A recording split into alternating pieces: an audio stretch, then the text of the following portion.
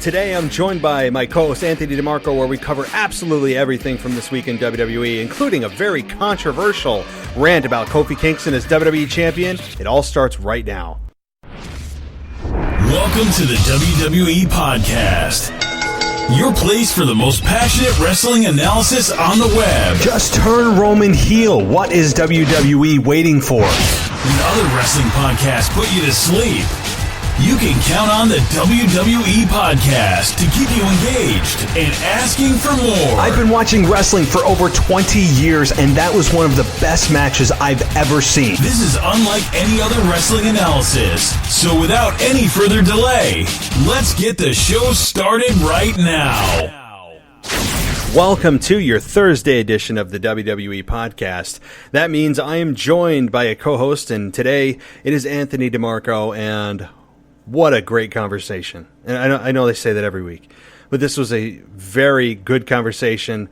And the reason for that is we got super in depth about a couple of things, and one of them being Kofi Kingston as WWE Champion and why we actually don't believe he belongs as WWE Champion. So, oh boy, yeah, I know that some of you are out there going, what are you guys talking about?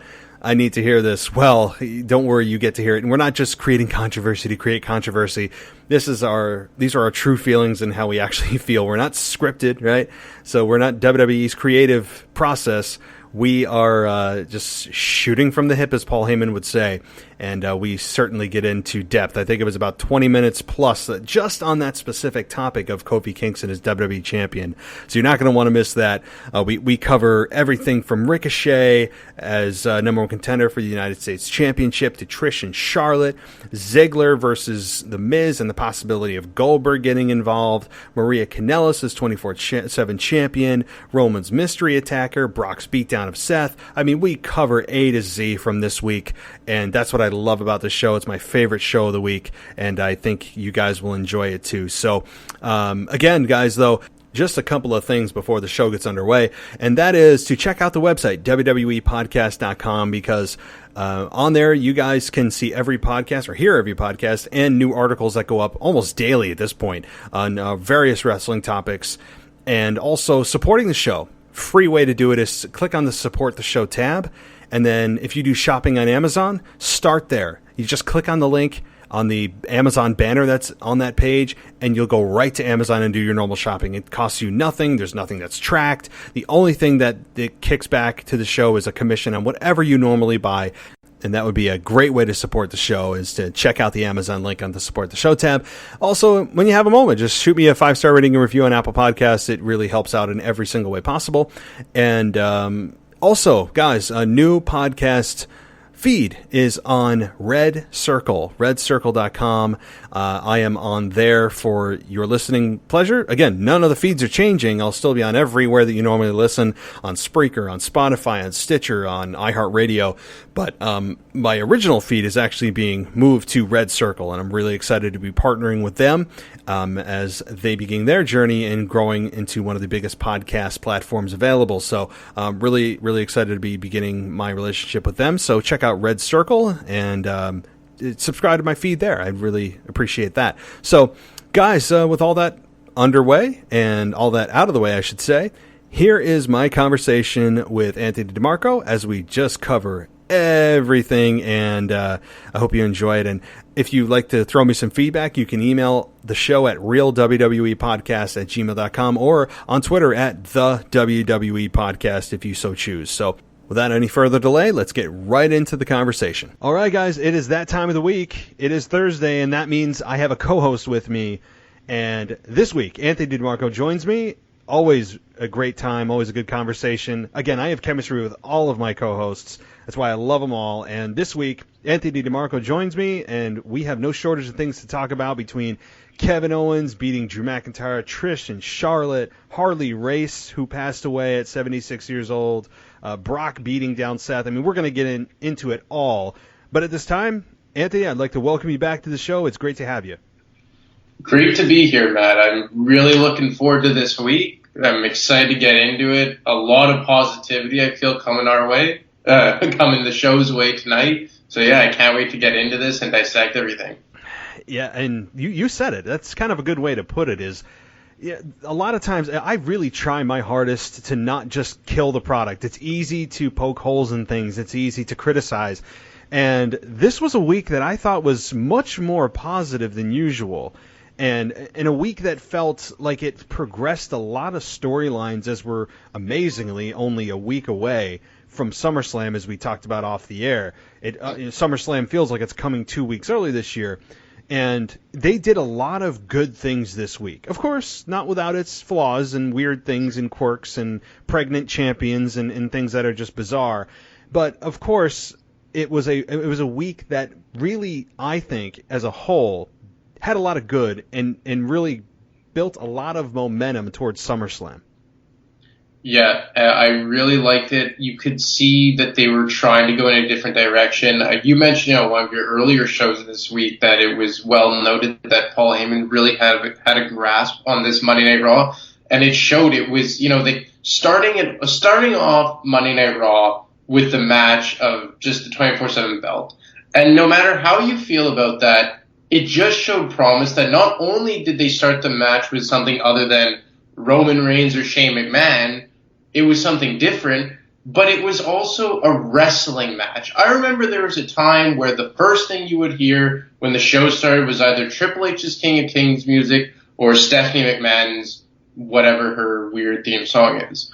But that was like a year-long thing, and it was just so nice to get right into wrestling. And am I the biggest fan of the 24/7 Championship? No. It's kind of quirky and whatnot and hokey and whatever you want to call it, but at least it was something different. And I like seeing Drake Maverick and R-Truth have an actual wrestling match, not just, having roll-ups in miscellaneous places throughout the building.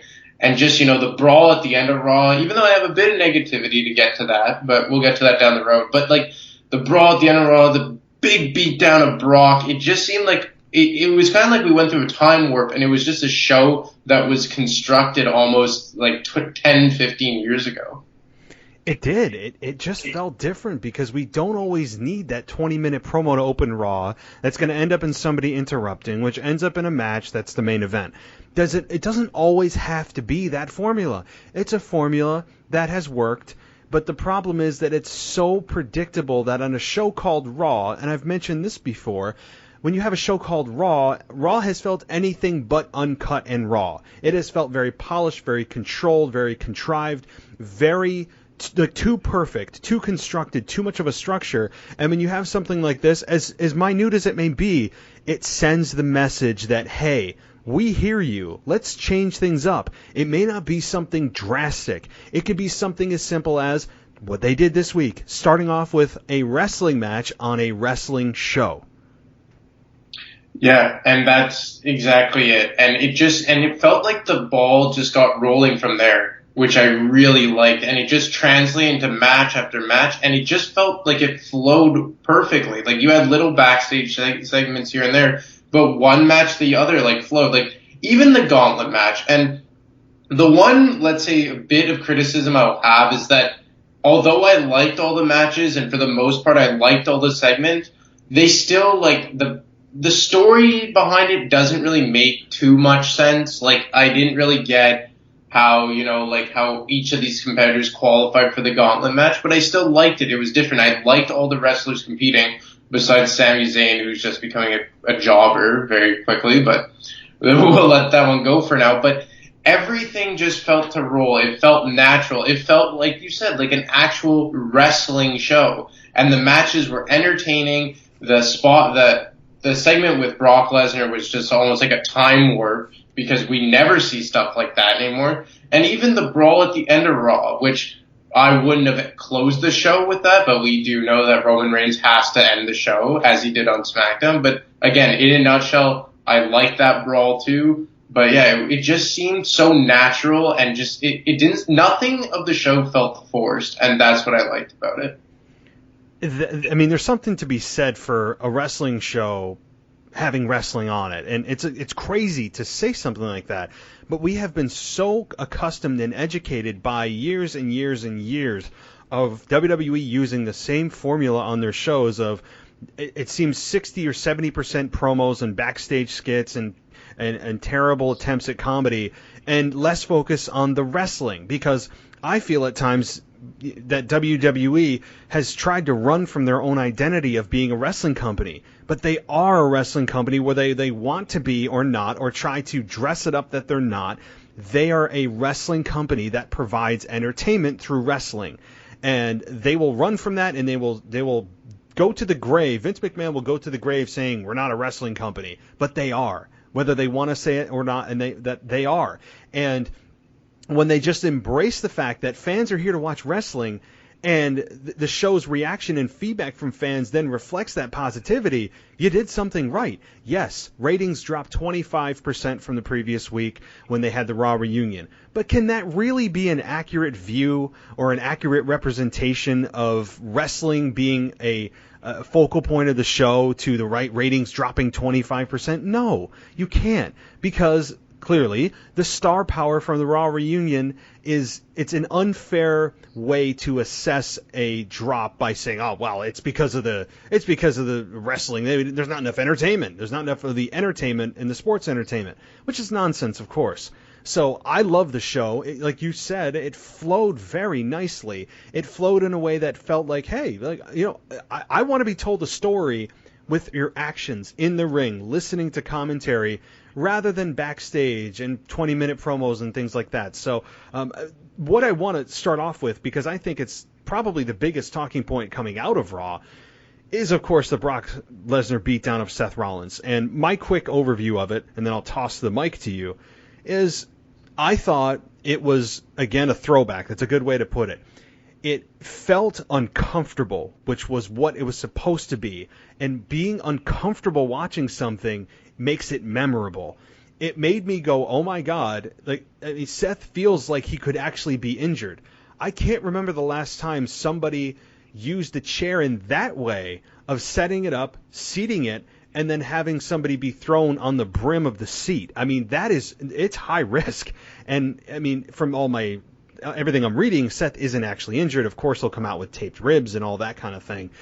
But I loved it. It was brutal. I didn't see Brock coming out for the second beating after he invaded the ambulance. It felt like it added so much to this rivalry that needed it desperately. It added fire, it added intrigue. It felt like it was something that should have been a SummerSlam main event. And it gave the attention that it deserved. And I can't wait to see SummerSlam to see how this match goes. What did you think about this segment? I thought it was excellent. It was perfectly placed.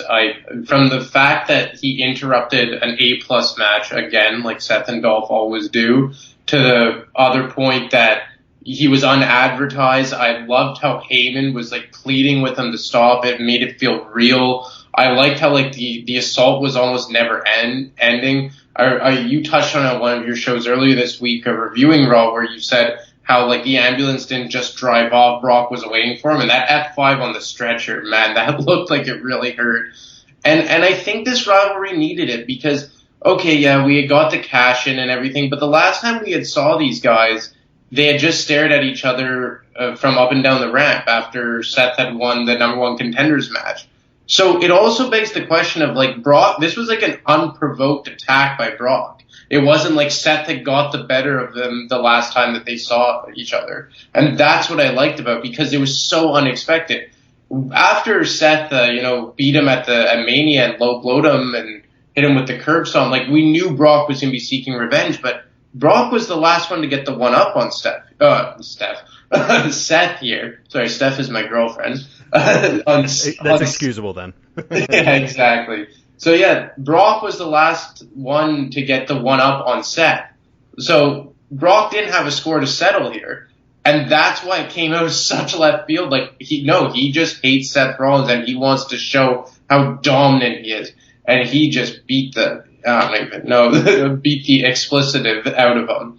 And the only concern I have, actually, I don't have a concern for, but maybe WWE might, is that I feel like Brock, when he pulls these attacks, it gets him so over with the crowd. It gets him over with me. It seems like it gets over with you. And I just wonder, I'm not sure how the crowd is going to react in Toronto at SummerSlam, because the crowd, maybe because it's like a time warp and we don't see this kind of stuff a lot, I'm just worried maybe the crowd may flock to Brock because of these kind of attacks that he pulls.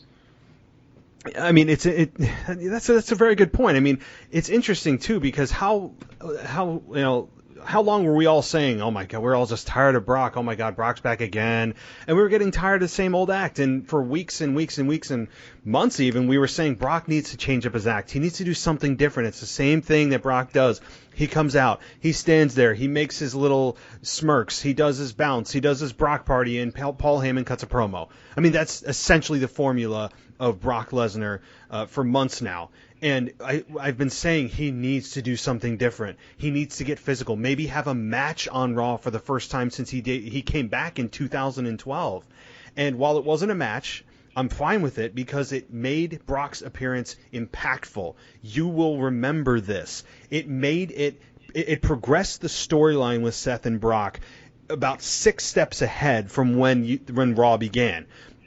When Raw began, you were thinking, oh yeah, okay, well it's Brock versus Seth. We'll see if Seth Rollins can overcome Brock without any low blows. And now you're thinking, oh my God, is this WWE's way of either A, trying to find an excuse if Seth loses as a babyface to the big, stronger heel of Brock Lesnar, that could be Seth's out, or is it B, now Seth has a huge mountain to climb on top of trying to defeat Brock Lesnar at the same time and cementing Seth Rollins in that position of trying to regain the Universal Championship. Is this that? I mean, so there's 2 roads that they can take with this, quote, injury that he will... I mean, you have to sell this injury. That's the whole point of this, too, is you have to have his ribs taped. You have to have Brock Lesnar targeting those ribs at SummerSlam, and you're thinking, oh, my God, there's just no way that Seth can win this. So there's really 2 ways, and do I see Seth regaining the belt at SummerSlam? Probably, but is it totally out of the realm of possibility? Brock retains and Vince falls back in love with Brock and we have a long-reigning championship run again with Brock till WrestleMania? I would not put it past Vince McMahon. But this is Vince McMahon utilizing Brock Lesnar in a way that is called maximizing your dollars, and that is how you use Brock Lesnar. Plus, as a side note, I really loved the just right amount of blood. It wasn't overdone, it was real, and it was effective. Yeah, and I like what you said that they've opened up a lot of avenues here because there are 2 prior matches in this feud, because I know a few years ago when Seth was the heel, they had a match. But in this particular feud, at WrestleMania, it was a match, but it wasn't really a match. Most of it happened before the bell rang. And then when Brock cashed in, well, that wasn't really a match either. And I feel like this match at SummerSlam that they're building for is probably the best built story, even more so than the one that they had at WrestleMania. Because now there's all this history and this beatdown, and how is Seth going to overcome his injuries, and will he try and go back to the low blow, which I doubt they'll do that again. But it just opens up a lot of avenues that they can take this. I'm anxious to see if they actually have a legit style match, because at least in this feud, like I mentioned, they have yet to do that. I just love the way that they've executed this. It's rare that you see Brock show up when he's unadvertised. Excuse me. And I just think that Brock's when he's utilized the right way, people fall in love with him. And even when people, or they gravitate to him because of that kind of that polarizing character. And I know people act like they're fed up with him, but when you use him the right way, it's hard not to be attracted to that style of character. And Seth is a guy who's completely over with the crowd. And this actually feels like a legit main event that I want to be invested in. And I think kudos to WWE. They've done a really good job building this match. They have. And like you just said, too, I mean, this does feel like a legit main event with one Monday Night Raw. I mean, up till this point, it was just kind of on paper a main event, but I didn't feel like it was a main event. This made me feel like it was a main event. I was glued to the TV. I was cringing along with Seth. There was points when I go, oh my God, like, is he really going to F5 him again? Like, okay, how many times can you do the F5 on the chair or on the stretcher or the gurney and not risk actual injury? I mean, it was uncomfortable as hell to watch, but that also made it what was great at the same time. And for Brock to show up unadvertised in Little Rock, Arkansas, of all places. This isn't, Chicago. This isn't L.A., New York, Miami. This is Little Rock, freaking Arkansas. And Brock shows up unadvertised. That's how you stick to and are true to the name Monday Night Raw, when you feel like anything can happen. I don't always want legends and big returns and big names advertised. I don't need that. I like when it's not advertised, because what it does is make fans feel, I got to tune in. I need to see what happens. Like, I mean, if they were gonna put somebody big on Raw, they would have surely told us ahead of time that so and so is going to be on Raw to try to draw people in. But the way you really draw people in is not by telling them to make them feel like they have to watch every single show to see what could possibly happen. And that feeling of anything could happen at any time has all but died over the last few years.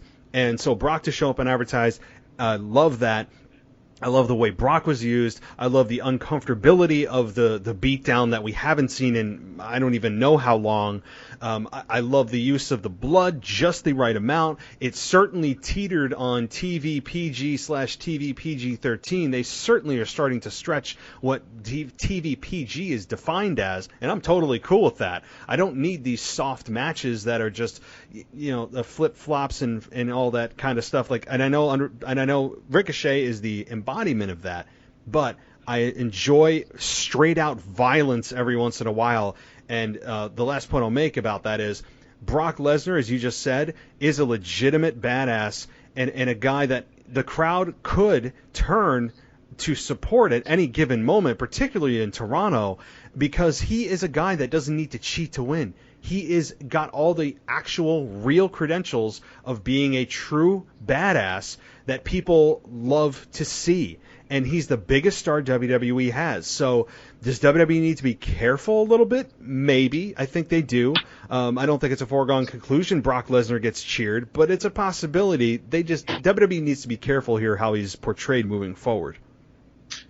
Yeah, and we just spent, 5 to 10 minutes talking about how great this segment was. Why did it not end the show? That's what I don't understand. And it's, the following segment, which I said that I liked in a nutshell, I found it a good segment, but how are you supposed to follow that up? And you're billing Brock and Seth as your main event, but then you end it with a Samoan Summit, which I don't even know what it is. And it just felt, that was maybe the only aspect of the show that I felt was forced. Not even the segment, but like the placement of the segment, like trying to force us to care about Samoa Joe and Roman going head-to-head for the 100th time. And I didn't really understand why. It was almost like shooting themselves in the foot. And I get it that maybe the segment with Brock and Seth was so good that it didn't have to main event the show and it wouldn't be hurt by it. But the segment, the Samoan Summit / brawl of miscellaneous wrestlers, I felt it hurt them because the crowd was almost deflated, like all the energy had been sucked out. And at least from my standpoint, the fact that it was just kind of a whole mishmash type of characters thrown together, like the OC for some reason coming to the aid of Samoa Joe and Drew, but that's not really a big deal. But that was the one thing I didn't understand as to why they didn't end Monday Night Raw with the Brock and Seth segment. I'll give you two reasons. And I think this is what it is. I don't agree with it, but I think this is the reason. One, WWE and Vince McMahon are obsessed with making sure that they put smiles on people's faces, and they want to make sure that the go-home segment put a smile on somebody's face of the baby faces standing tall. And number two, Roman Reigns. I mean, do I need to say any more than that? Roman Reigns is, whether they want to admit it or not, still the focus of WWE. Look at how the shows are laid out. Look at SmackDown Live the next night, and we'll talk about that, I'm sure, too soon, about with the whole thing with Roman Reigns and the weird, I don't know, like the scaffolding and all that stuff falling on him. Roman Reigns is still, whether they actually book him as such in the defined main event, in air quotes, he is still the focal point and main event of WWE. Like, even though he may not have the belt, and I said this on my shows all week, all roads still lead to Roman Reigns. It's still the case. And that's simply it. They want to put smiles on people's faces, and that Seth Rollins is not Roman Reigns. And it's unfortunate because I think this show was deserving of the main event. And whether it was actually defined in that spot or not, let's be honest. This Brock Lesnar Seth Rollins segment was the true main event, even if it wasn't actually in the writing of the show as such. Well, I like what you said about whether or not he has the belt, all roads lead to him, because I've gotten to the point with Roman Reigns that I almost prefer when he has either the Universal Championship or WWE Championship, because as you mentioned, he's always going to be the main focus. So if he is, at least put the belt on him. Don't try and fool us and have this smoke and mirrors thing. Because when you insist on Roman Reigns main eventing every show, every week, it almost discounts the major championships, which I hate. I really like the championships to mean something. And let's say on SmackDown more so right now, I feel like the Roman Reigns, whoever he's going to fight at SummerSlam, is being booked higher than Kofi and Randy Orton. And that's the point where I'm not a Roman Reigns guy. I respect the wrestler, but I'm just not a fan of the character. But if you are going to insist with him every week on Raw and SmackDown, then just put the belt on him. At least make the belt feel worthy of something. Don't make the major championships take back seats to Roman Reigns' miscellaneous feuds with either Shane McMahon or Drew McIntyre or Samoa Joe. I don't want to feel that a random feud that's just based on, just ego is more important than the major world titles. And when they don't have the belt on Roman Reigns, it seems like that's what it is. We saw it in Orlando at WrestleMania 33. He main evented the show with The Undertaker. And I understand that was, I would assume, was supposed to be the change of the guard, passing of the torch. But Rock and Hogan didn't even main event WrestleMania 18. So when they did that with Reigns and Taker main eventing, it was another thing. Like, okay, well, this match feels more important than Bray and Randy Orton for the WWE title, or I think it was Brock and Goldberg. So that's the one gripe I have. If they're going to push Roman Reigns as the top babyface star, which seems like it's never going to end, then just make him hold the belt for more times than not. At least make the belt feel worth something. And the thing is, I agree with what you said. I just feel as if at all times, whatever's going on that doesn't involve Roman, and anybody that doesn't hold the belt that's not named Roman Reigns is just kind of a sideshow afterthought in some ways. Like that Vince McMahon is sitting back and saying, yeah, Seth, you can hold the belt for a little while, distract the fans from their perception of us trying to shove Roman down our throats. You hold the belt for a while and make them think we're not focusing on Roman right now, but don't worry, my real focus is still on Roman Reigns, wink, wink. I mean, it just feels that way, and they consistently show you that by having him main event, even if he's not holding the belt. And it takes away from the championship value, as you just said, and that's not what I want. And it's just Vince McMahon's absolute obsession. It's beyond an obsession at this point of trying to get Roman Reigns to that Rock and Austin level, which is never, ever going to happen. I can guarantee you it will not happen because of his, number one, his refusal to turn him heel, and number two, I don't think Roman Reigns has the demeanor or that it factor that Stone Cold and Austin did. I just have that gut feeling that it's, no matter what's going on, Roman Reigns is still the focal point of Vince McMahon, and it's just, maybe it's just me being paranoid after years and years of frustration of how they've booked Roman Reigns, but that's just how I feel. And all right, well, I want to move on a little bit here and talk about something really good too. And Ricochet winning the gauntlet match to face AJ Styles for the United States Championship. I will say I think that this is the right choice. I think that they could have an outstanding match at SummerSlam, which I'm really looking forward to. And I don't even know if I really believe that Ricochet could recapture the belt here, but I'm focused really on how good this match could be. Yeah, well, these two clearly have great chemistry. I agree that Ricochet was the right choice to go up against Styles for the U.S. title. I feel like this rivalry still has something to be desired. The book isn't fully closed on it. I expect AJ Styles to win. I hope he does. I think Styles is a good guy to elevate the relevancy of the U.S. title like he did 2 years ago on SmackDown in his feud with Kevin Owens. But yeah, I think Ricochet and him really feed off each other, like emotionally and in the ring work. So I like the Gauntlets match as well. I found it was really well done. I found all the superstars played a vital role in it. And I'm really looking forward to this match because more so than anything else, which is something I can't say for the Intercontinental Championship, is that the United States Championship feels relevant right now because it main evented Raw a few times. AJ Styles has been holding it.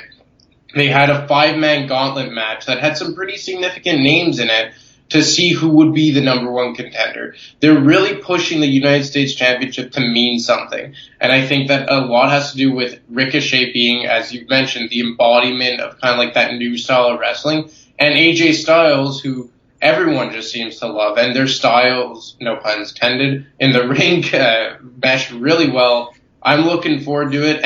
And most of all, and I know I've said it before with the Universal Championship, I like when the titles are valued and they mean something. And I really feel like the U.S. title is highly coveted right now. It is, and it's a title that has a fraction of the lineage of the Intercontinental title of Shinsuke Nakamura being the holder of that, yet he feels light years away from how AJ Styles feels as United States champion. And it's such a shame. I know that we've talked about it before of just how far Shinsuke Nakamura has fallen. And I appreciate the attempted revival of Shinsuke Nakamura by putting the belt on him. I appreciate that. It certainly has put him in more of a relevant conversation in terms of the WWE storyline and narrative than he has been in a very long time. And I appreciate that, and now he's in this program with Ali, and Ali got this the WWE special of the roll-up win that was supposed to be, I guess, labeled as a fluke. I mean, that's how I guess we're supposed to look at roll-up victories. And I like Ali's style. This is another match for the mid-tier belt on the SmackDown end that could, if motivated enough and given enough time, could also be a hell of a match if really I think Shinsuke is the one that needs to be motivated here. I think Ali is young and hungry and has more than ability to do it. But Ali right now, he's kind of the Ricochet of SmackDown Live. And I really am looking forward to this. At least I'm trying to be realistic because I understand that Shinsuke is nowhere near the focal point of WWE. But if they get 10, 12, 15 minutes, this could be a hell of a match and could elevate both guys no matter who wins or loses. I'm hoping it's not on the pre-show for what you just said because I think there is a lot of potential. The one thing that I struggle with is getting invested into this story because they just kind of had a non-title match, and I find they kind of made Nakamura kind of look like a fool. Like he missed the Kinshasa, 3 times and then was rolled up to win. So that kind of hurt the credibility and me looking forward in terms of hype for the match because they kind of made the champion look like a fool and then Ali looked shocked that he won, which I hate. I hate when guys win and they look shocked that they won. It's like, what, you don't give yourself any credit? But I won't go off on a tangent there. But in terms of the 2 wrestlers in the ring, I really like both of them. I think Ali would have gotten a major push if he hadn't gotten hurt right before Elimination Chamber. Obviously, Nakamura is second to none in the ring. But I struggle a bit with getting invested into the story because there just hasn't really been that much. We touched on the U.S. title. Not only does Ricochet have a backstory with AJ Styles that we could feed off of, but he had that 5-man gauntlet match. And on SmackDown, I don't know why they don't do more of that. To be honest, ever since this wildcard rule came in, I kind of struggled to keep track of who is on SmackDown.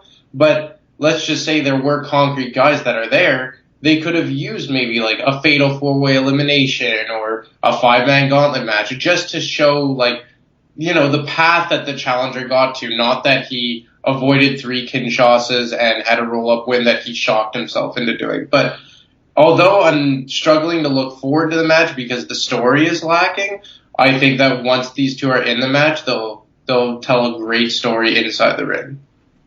And that's where the story's going to lie. that's where the success of this match lies, is in the ability, not of the backstory, because there really isn't one. And when you think about how this program even started, it was Shinsuke saying he's like a storm and the bottle broke and he's going to rain down chaos or something weird. And then when they asked who his next opponent could be, it just happened to be Ali was standing there staring at him. I think it was something as lame as that. So there's zero backstory for this. And as you said, oh my God, Ali is shocked that he got a victory, and that's just the reaction of every single roll-up win, as you said. And I'm really, really struggling to not go on a tangent on that too. But it is going to be reliant completely on Shinsuke and Ali to bring the fans in on this match, to make the fans care with really with the lack of a foundation of a story in terms of promos and actual any kind of narrative explaining why these two are even fighting, and bringing people into the match by having a hell of a match. I've seen it done before. It can certainly be done with these two, and I just hope it is. And because both guys need it, Ali is, again, hungry. He's on the rise. He wants to succeed, and I'm sure in real life he is super frustrated with the timing of the injury that he has sustained from Randy Orton, which then led to a crazy set of circumstances with Kofi being a replacement, and the rest is history. And so Ali is genuinely, I'm sure, frustrated at the timing, thinking that really could have been me. And so Ali feels like he has something to prove. He's super talented in the ring.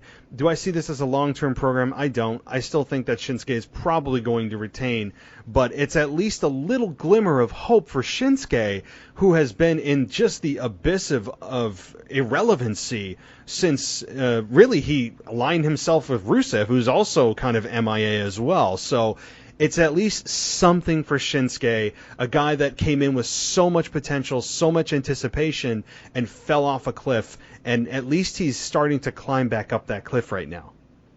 Yeah, and I think it's a great opportunity for Shinsuke because he has this belt of the Intercontinental Championship. And I know I harp a lot on the value of titles, but I think it's a chance for him to make something of not just himself, but the belt, because it pains me to say, but that belt just completely fell off a cliff once they put it on Balor.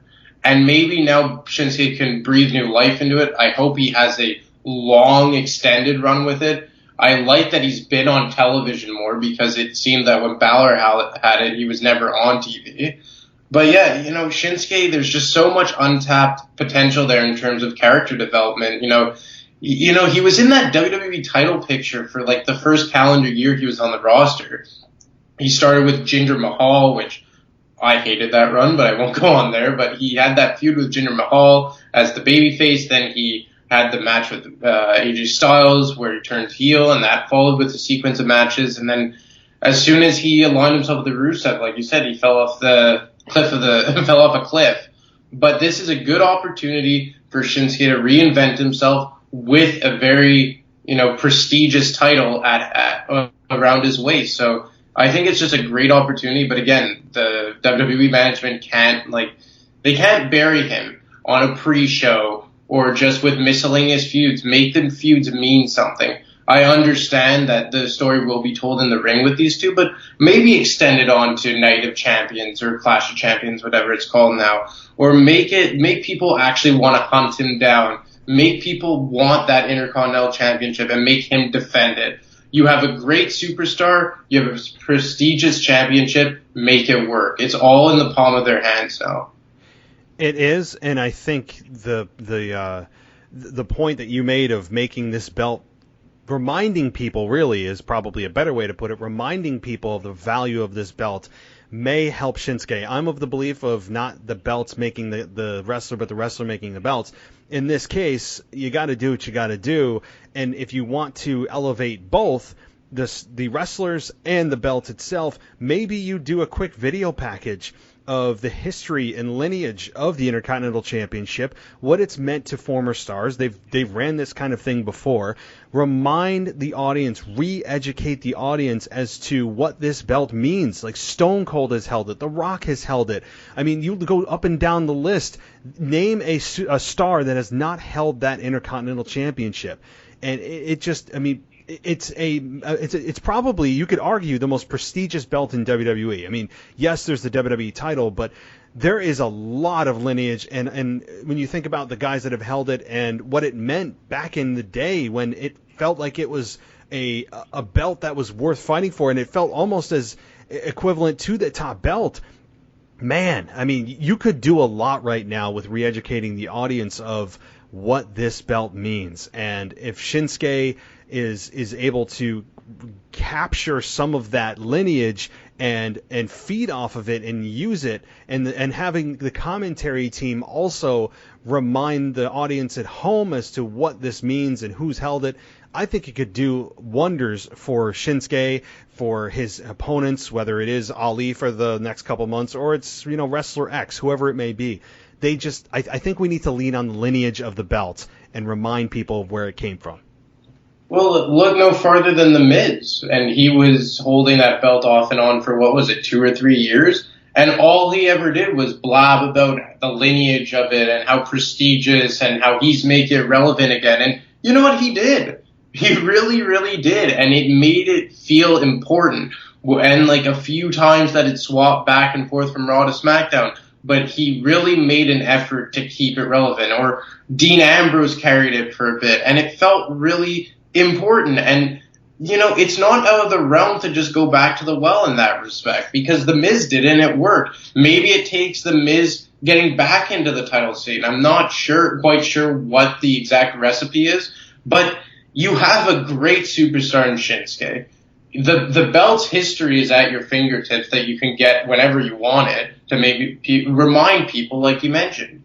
But you just can't I feel what they do with the Intercontinental Championship a lot of times is they just throw it on a guy to make people happy. And we brought up a few shows ago about Finn Balor. Like, okay, well, he's the Intercontinental Champion now, so, be quiet and be happy that we're making something of him. Well, if he's never on TV, then what is the belt worth? It was just a year ago that Seth Rollins was holding it, and he had that on and off feud with Dolph Ziggler. And I remember last summer at this time, that was one of the feuds I was most excited for, because Seth Rollins was holding this belt, and people were chasing it like Dolph Ziggler. Then him and Dean Ambrose had that short feud over it, even though it was underwhelming, but it was still big name wrestlers coveting this title. And it just feels like every so once in a while they throw it on the back burner and then they use it to try and make someone else relevant again. Like you said, they try and make the belt elevate the superstar. And that's what they're doing with Shinsuke Nakamura, which I don't mind, but make the superstar, make the title feel worthy of something, Don't put it on the pre-show. Maybe put it up in the card a bit. Just do something to remind the fans that, hey, this is actually worth something. It's more than just a pre-show belt. And I think you hit on something very important there, and that is having top stars still want to hold that belt. It doesn't always have to be the, quote, defined mid-card guys that only go for that belt. Is the Intercontinental belt defined as kind of a mid to mid-upper tier belt? Yes, it is. But you know what would elevate that belt? Having top guys that are typically in the Universal Championship scene or the WWE Championship scene go after that belt, instead of just the pre-selected candidate of wrestlers that are probably within that Intercontinental Championship world, and make it top guys go after it, make a top guy hold it. Maybe Randy Orton would be a perfect candidate for that belt. He's a legacy star. He would add a hell of a lot of value to it, and that's what it's about. It's really about, yes, getting the wrestlers over, but getting the belts over to mean something, because that's why everybody's here in WWE, at least that's what I want to believe, is to be a champion of some sort. Be the top guy. Doesn't mean you have to fight for the Universal or WWE Championship. It could also mean you fight for one of the most prestigious belts in the history of professional wrestling, bar none, and go after the Intercontinental Championship. So maybe that's what they should do. It's something that people aren't even thinking about, because once people move on to that the WWE Championship or Universal Championship picture, you just go, oh, okay, well, they're done with the Intercontinental Championship. That was just a stepping stone.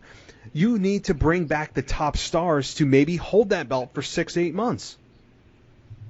And that's just it. Like, I remember when John Cena beat Rusev for the U.S. title at WrestleMania 31, and then he had that open challenge. And I feel with the U.S. title, they do that a lot more than the Intercontinental, because they feel like the Intercontinental's legacy will just carry itself. And the U.S. title, now AJ Styles has it, which I love. But like 2 years ago on SmackDown, AJ and Kevin Owens had that, 4-month-long feud over it that really elevated it. And at that time, Jinder Mahal was the WWE champion. And I remember saying to myself, like, man, I care more about the U.S. title right now than the WWE championship. And I think a guy like Randy Orton, whose legacy started on that Intercontinental Championship. I remember he had a 9-month reign from when he beat RVD at Armageddon 2003, and then eventually lost it to a babyface Edge, I think, at Vengeance in the summer or something. And then he obviously eventually moved on to bigger and better things, but why not make Randy Orton go back for that belt in the twilight of his career? Make him hold it for a few months. Make him, value it. Tell him, how he's never going to let this title go. That's really good there, Matt. I didn't even think about Randy Orton going back to where it all began for him, but he would be a perfect guy to put that strap on right now. I think he is exactly where he needs to be at that point. We don't need Randy Orton as holding a world championship anymore. I'm not opposed to it. It's just, I don't know. I'd still rather have him elevate the belts that aren't really focused on so much, because there has to be more than one championship that people are after. And with the lineage of the Intercontinental Championship, I think Randy Orton is a perfect candidate. As you said, it would also, there's a lot of parallels there. He'd come full circle of where he started. And I remember Randy Orton, the earliest memories I have of him is actually not in Evolution, not as in Legacy, I believe is a group he had. It was him who was rehabbing his shoulder, giving us news updates on the percentage of the rehab of his shoulder, saying he's at 63%, and next week it was 70%. It's just obnoxious news updates of where he was at with his shoulder recovery or whatever it was. And he morphed, obviously, into one of the biggest stars of all time, although I don't think he ever reached his true potential, or his full potential, I should say.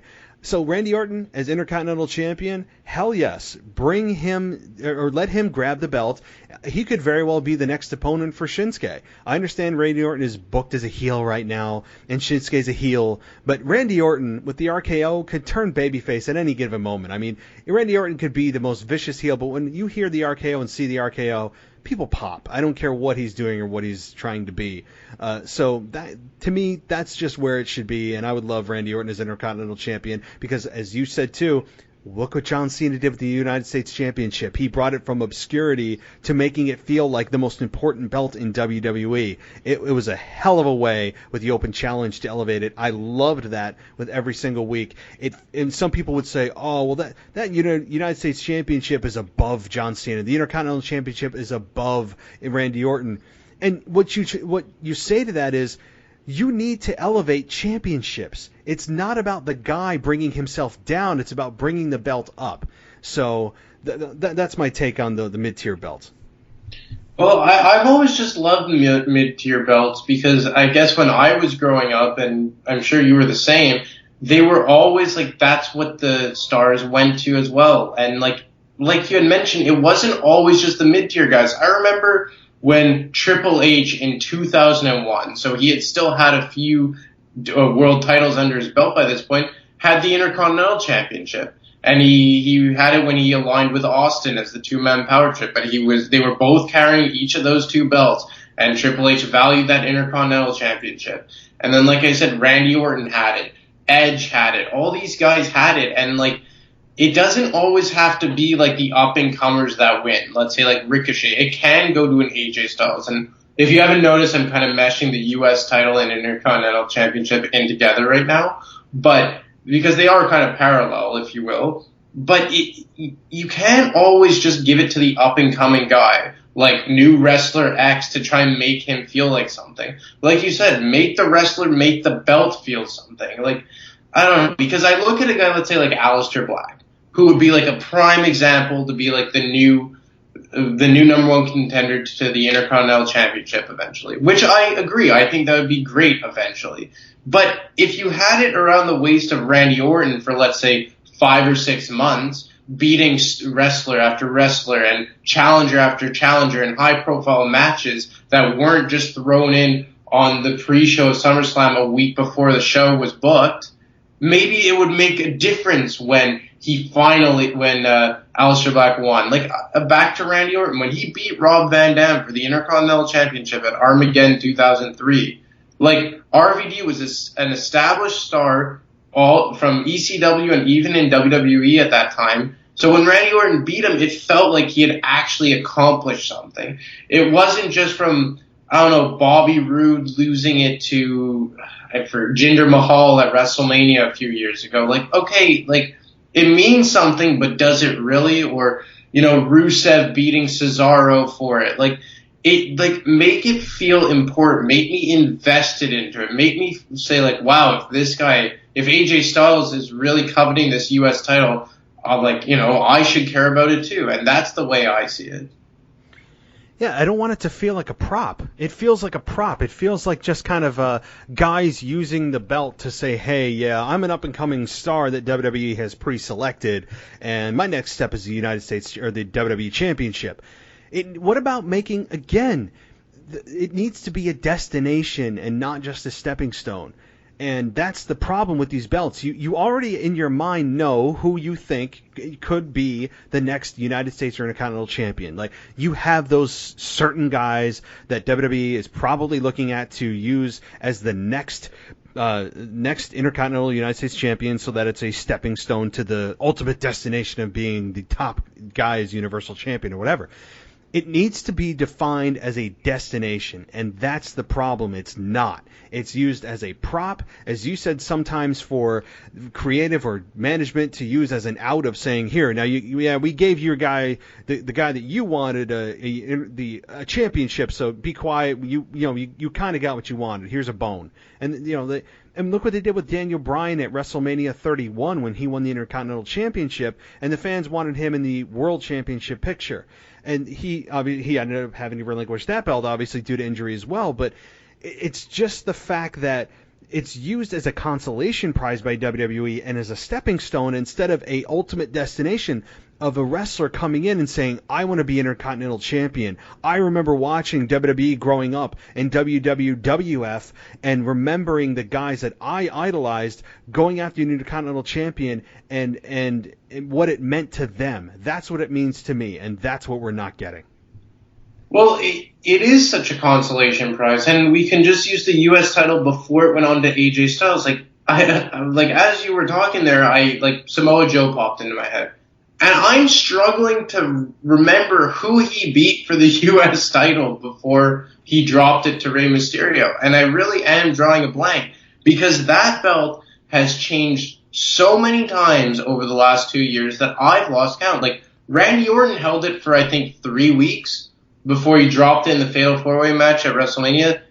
Bobby Roode has held it. But, it doesn't make it feel like anything. Like, Samoa Joe's that perfect guy where they're just like, okay, we know everyone wants him in the main event, but now he's just a glorified jobber, but we'll just throw you a bone and stick the U.S. title on him. But, was his reign, did it mean anything? Like I just said, I can't even remember who he beat. I feel like it was in a Fatal 4-Way match. He didn't. Remember, Rey Mysterio got injured, and then he said, I'm giving the belt to you, which made zero sense. After he harassed his family, Rey Mysterio had to give up the belt. It was preposterous. Yeah, and then in his first title defense, he dropped it to Ricochet, leading up to it, at Stomping Grounds, I believe, or Extreme Rules or whatever it was. But then I remember when Joe was on SmackDown because he had that match with Mysterio at WrestleMania for the U.S. title, and he had beat someone a few weeks earlier on SmackDown in a Fatal 4-Way match, but that belt had become so irrelevant because of it just being a prop to make people seem relevant here and there that I can't remember who Samoa Joe beat. And I felt that the Intercontinental Championship was exactly that on Finn Balor. And it really sucked because I thought he was a guy that would make that belt feel special, but it didn't. And it just felt like it was rotting around the waist of Finn Balor. So yeah, I really struggle with sometimes how they book these belts.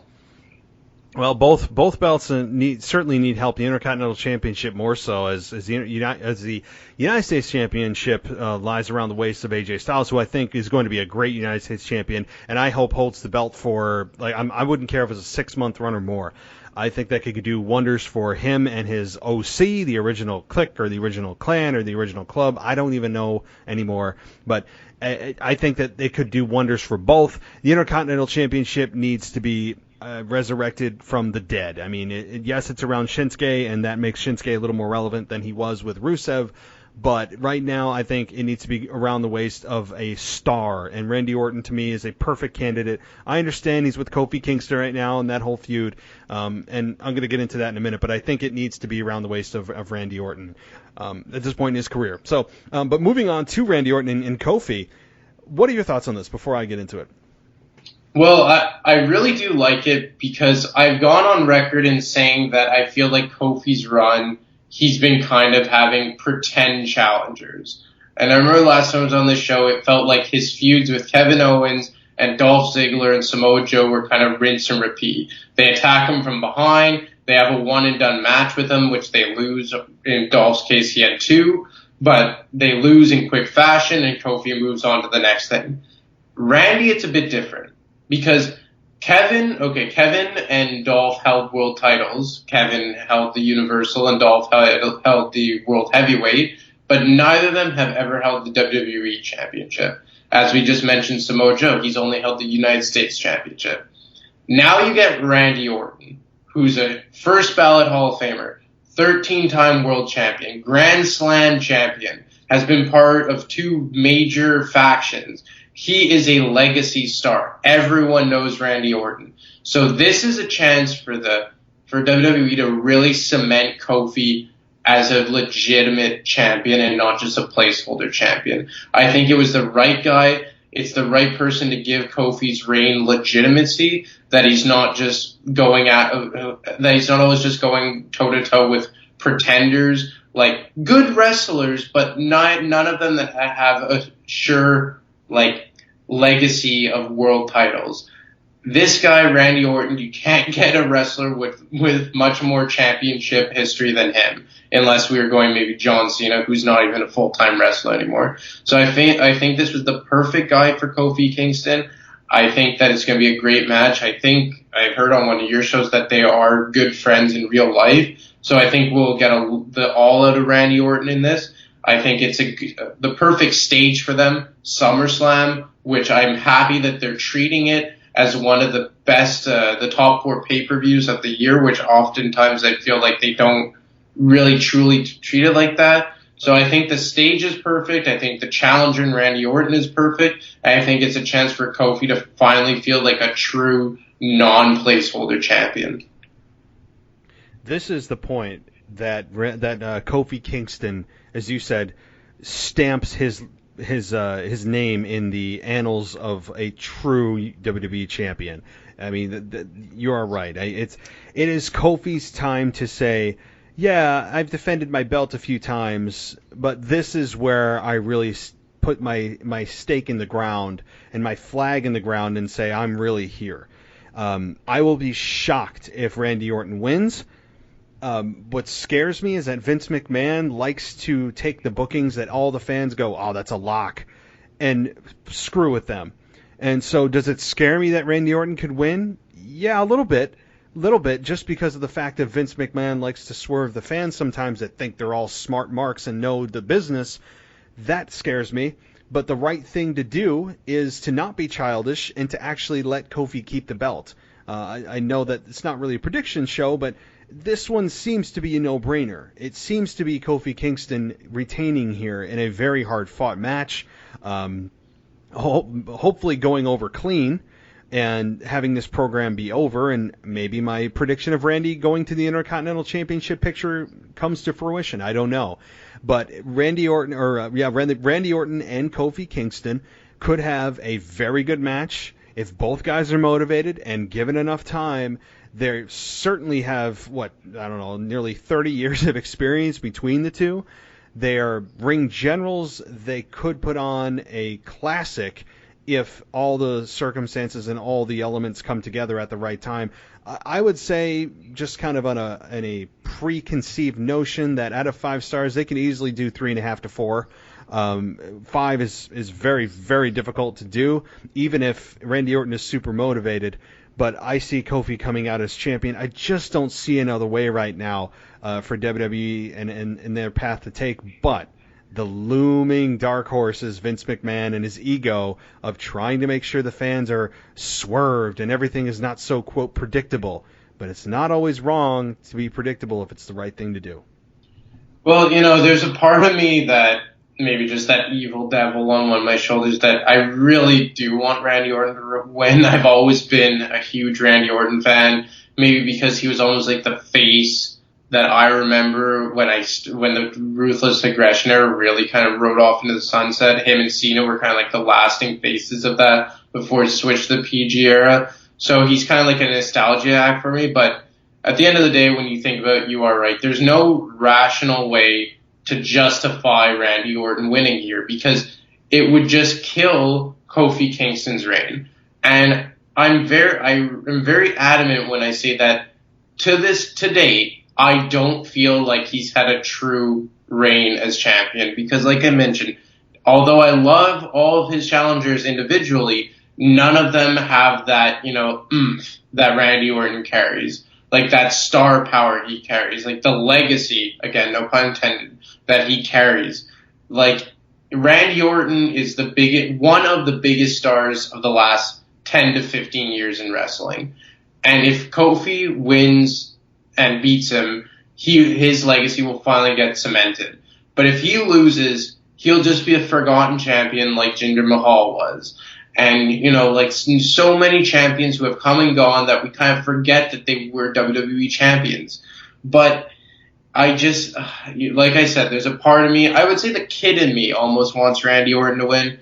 But yes, there's just no rational way that Randy Orton can come out on top here with the best interest of advancing the storyline. I'm with you. I love Randy Orton. I think he is ultra talented. He's just incredibly smooth in the ring. He understands ring psychology. His finishing maneuver is one of the most over in the entire industry. You look at his resume; it reads like a who's who. I mean, it's just an unmatched resume of longevity and championship runs and being a part of 2 stables that are super impactful. I just don't see, as you said, I don't know how they get past and what the logic could possibly be to have Randy win here. I wouldn't be opposed to it. I would certainly pop and it would get people talking, but I think people would be legitimately angry.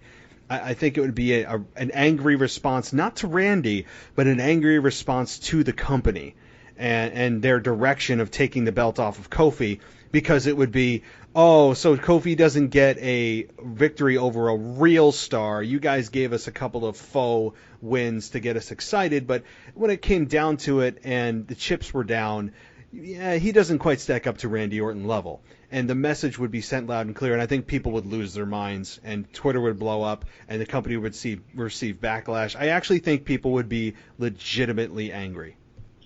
Yeah, and that's the thing, because people are so behind Kofi right now that you don't want to give them any reason to rebel against it, and this would just be pouring cold water on it. I personally think that Kofi's, it's kind of dying down a bit now, but this isn't the time or the superstar to do it. Randy Orton doesn't need this win. I don't even think on a personal level he even wants this win. I think he's probably just doing it as a good deed for a buddy to give him the rub and cement him as a bona fide, legit WWE champion. I think that Kofi's time is up soon. I'm kind of on a personal level a bit over it, but it's not. I don't know. I just don't think that Randy Orton's the guy, because where would you take the storyline? Randy Orton has been there. He's done that. What would be the logic for almost not a has-been, but a legacy star to take it off of a guy who just won it for the first time and was burning white hot just a few months ago? So while I think that Kofi's time is slowly but surely dwindling down, Randy Orton's not the guy to do it. It's not the time to do it. And I think Randy Orton's that final step into just finally, putting Kofi's name down as, you know what, he was a legit champion. He had a solid run. He beat a bona fide superstar of this generation. And then after that, then they could find a more suitable guy to take the belt off of him. Yeah, I think you're exactly right. I actually am in your boat too. Unlike a lot of people out there, that I'm a little bit tired of the Kofi act.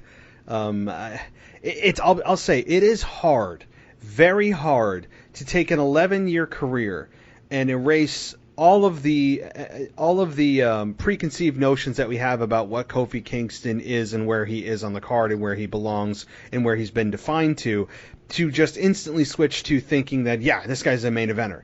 I still am not there. I'll be totally honest. Like, I think he's great in the ring. He's with a super over group.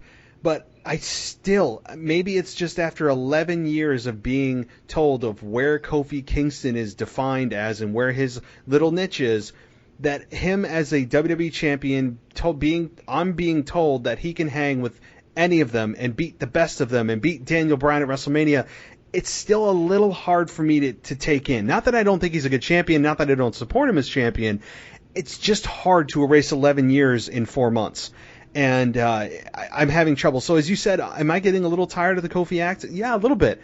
Would I mind seeing him lose right now? No. I think I'm in the minority of most fans. You and I are in the minority of most fans of saying that Kofi Kingston's wearing a little thin, and the fact that he's out there, and one little critique, because I haven't really provided much today in the show, is that the whole Randy Orton video package that was shown on SmackDown Live, I loved it. I love the sound bites that Randy Orton was showing, him running down Kofi Kingston and saying that he didn't even get a thank you for what Randy Orton provided to him, which was the opportunity to be a part of Elimination Chamber to have him win the belt.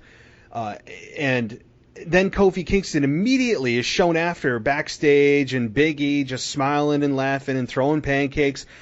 I mean, I just feel like he's not taking anything seriously at times. I mean, we've seen small sides of him being serious when Samoa Joe attacked him, but I don't need a guy throwing pancakes out there that's WWE champion and being part of a group that is not supposed to be taken seriously.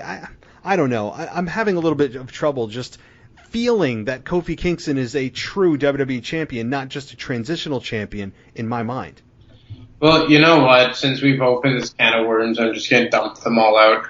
I've never been behind this Kofi Kingston storyline. And I remember when, the build-up to the Daniel Bryan match where Vince McMahon said, "You're a first ballot Hall of Famer, Kofi, but not by yourself, but as a member of the New Day." And everyone was outraged. I was just like, that's 100% accurate. Why are people upset? And that's not a bad thing.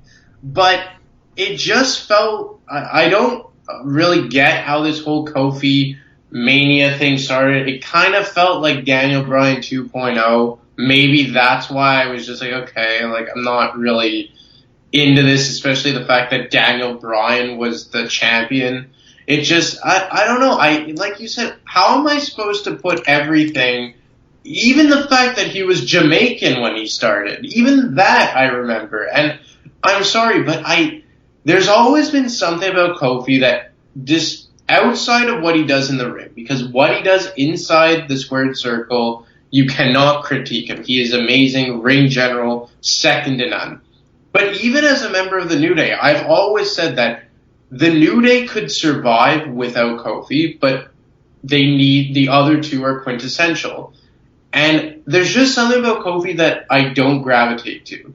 And I can't live vicariously through him, maybe because you said he takes nothing seriously and he's holding a belt that Steve Austin had, that The Rock had, that John Cena, The Undertaker, Triple H, all these guys, and he's dancing around flinging pancakes. And maybe I understand that it gave everyone a feel-good moment, but I personally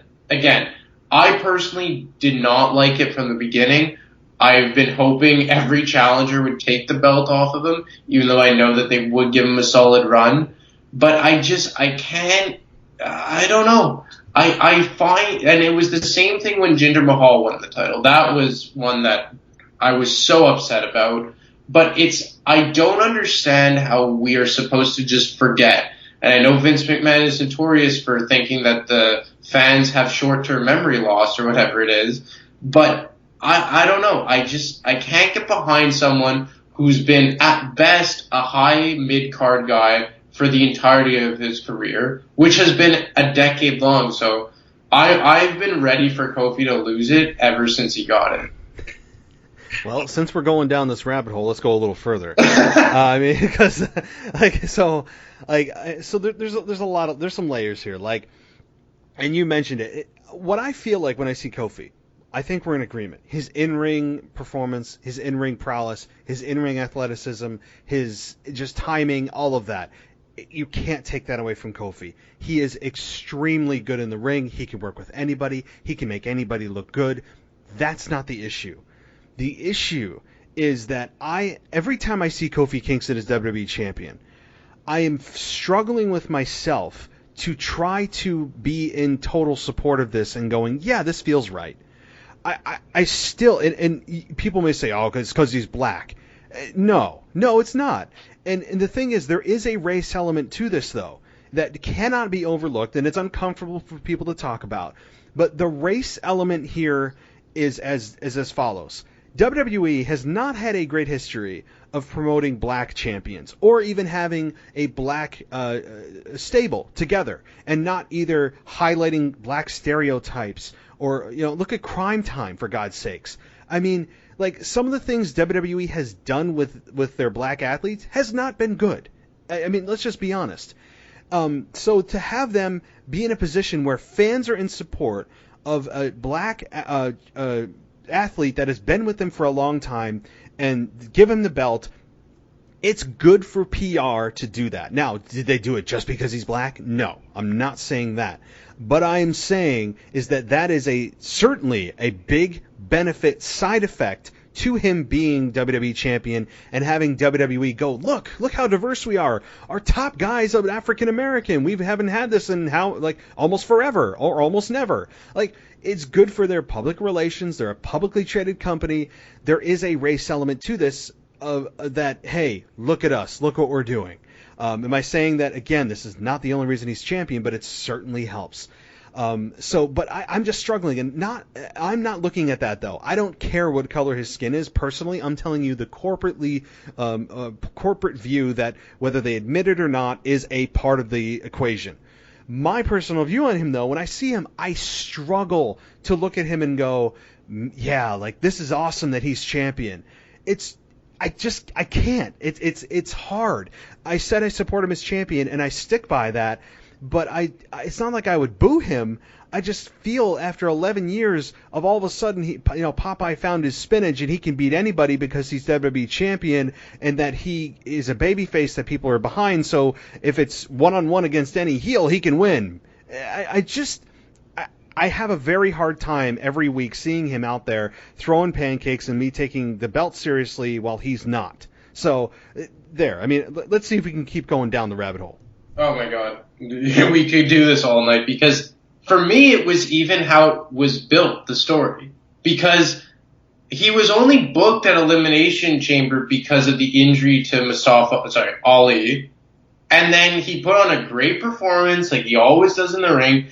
And for me, I'm sorry, it just felt forced. The whole thing just felt forced. It's like WWE was just like, oh, they're really behind Kofi, who's an underdog. It worked with Daniel Bryan 5 years ago, so let's just do it. And Vince McMahon stuck himself in there and put all these obstacles in his way. And there wasn't even a build to a feud with Daniel Bryan. I felt there wasn't even a beef between the two. There was, but it just felt more like just Kofi overcoming ridiculous obstacles. And the obstacles that he was overcoming, beating the bar in a handicap match. I'm sorry, even if, back in the day, Stone Cold Steve Austin couldn't blow through the Dudleys with such ease that Kofi did, it just felt they were burying guys along the way, and, it just became predictable. Okay, we know he's going to end up getting the title match, and we know he's going to win, and I don't know. For me, that was something that hurt the title's legacy. And again, to kind of touch on the racial thing, when Jinder Mahal won the belt 2 years ago, I actually quit watching SmackDown for that whole summer, the summer of 2017. And a lot of my buddies were just like, oh, you're just mad that he's Punjabi or that he's Indian and that they're doing, the whatever his name was. I forget what his nickname was. But I said it has nothing to do with that. But for me, it was the equivalent if Heath Slater would have come up and won the belt. But again, it was a PR move because they were breaking into that market of the world, and Jinder Mahal winning that belt made absolutely no sense. And it made me not care about the title. It didn't even make sense how he got into that match. And for me, it's kind of the same thing with Kofi. I never really understood what propelled him into this match. Like, oh, yeah, well, he's been a hard worker for the last 10 years.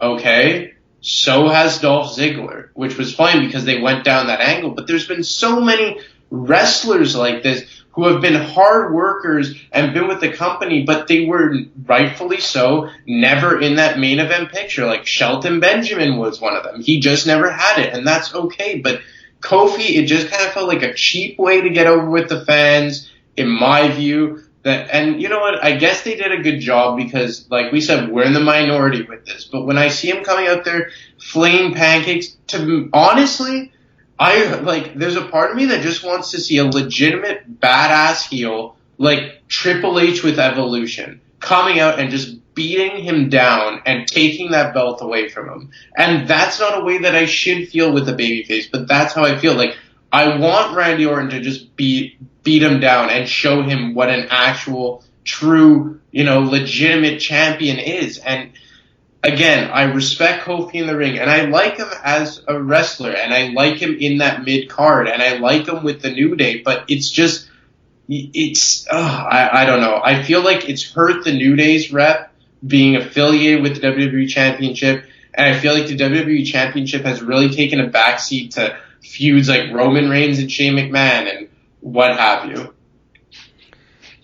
Yeah, this is a topic that it's dangerous because I'm sure that the people listening going, oh, you guys don't like him because he's black, because everybody likes to play the race card of pointing to, you're a racist. I mean, that's just the go-to for everything, and that's not the case here, folks.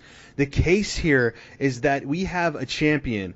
Take the skin color completely off of it. This is a guy that has been defined as a mid-card performer forever.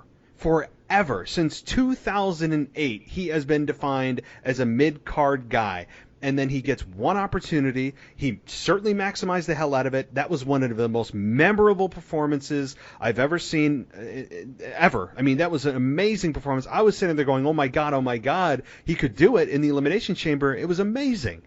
And then they have this contrived kind of faux rivalry and friction between him and Daniel Bryan, and it was really just Vince McMahon, but Vince McMahon's not going to have a match with Kofi Kingston, and they never explained why Vince McMahon was against Kofi.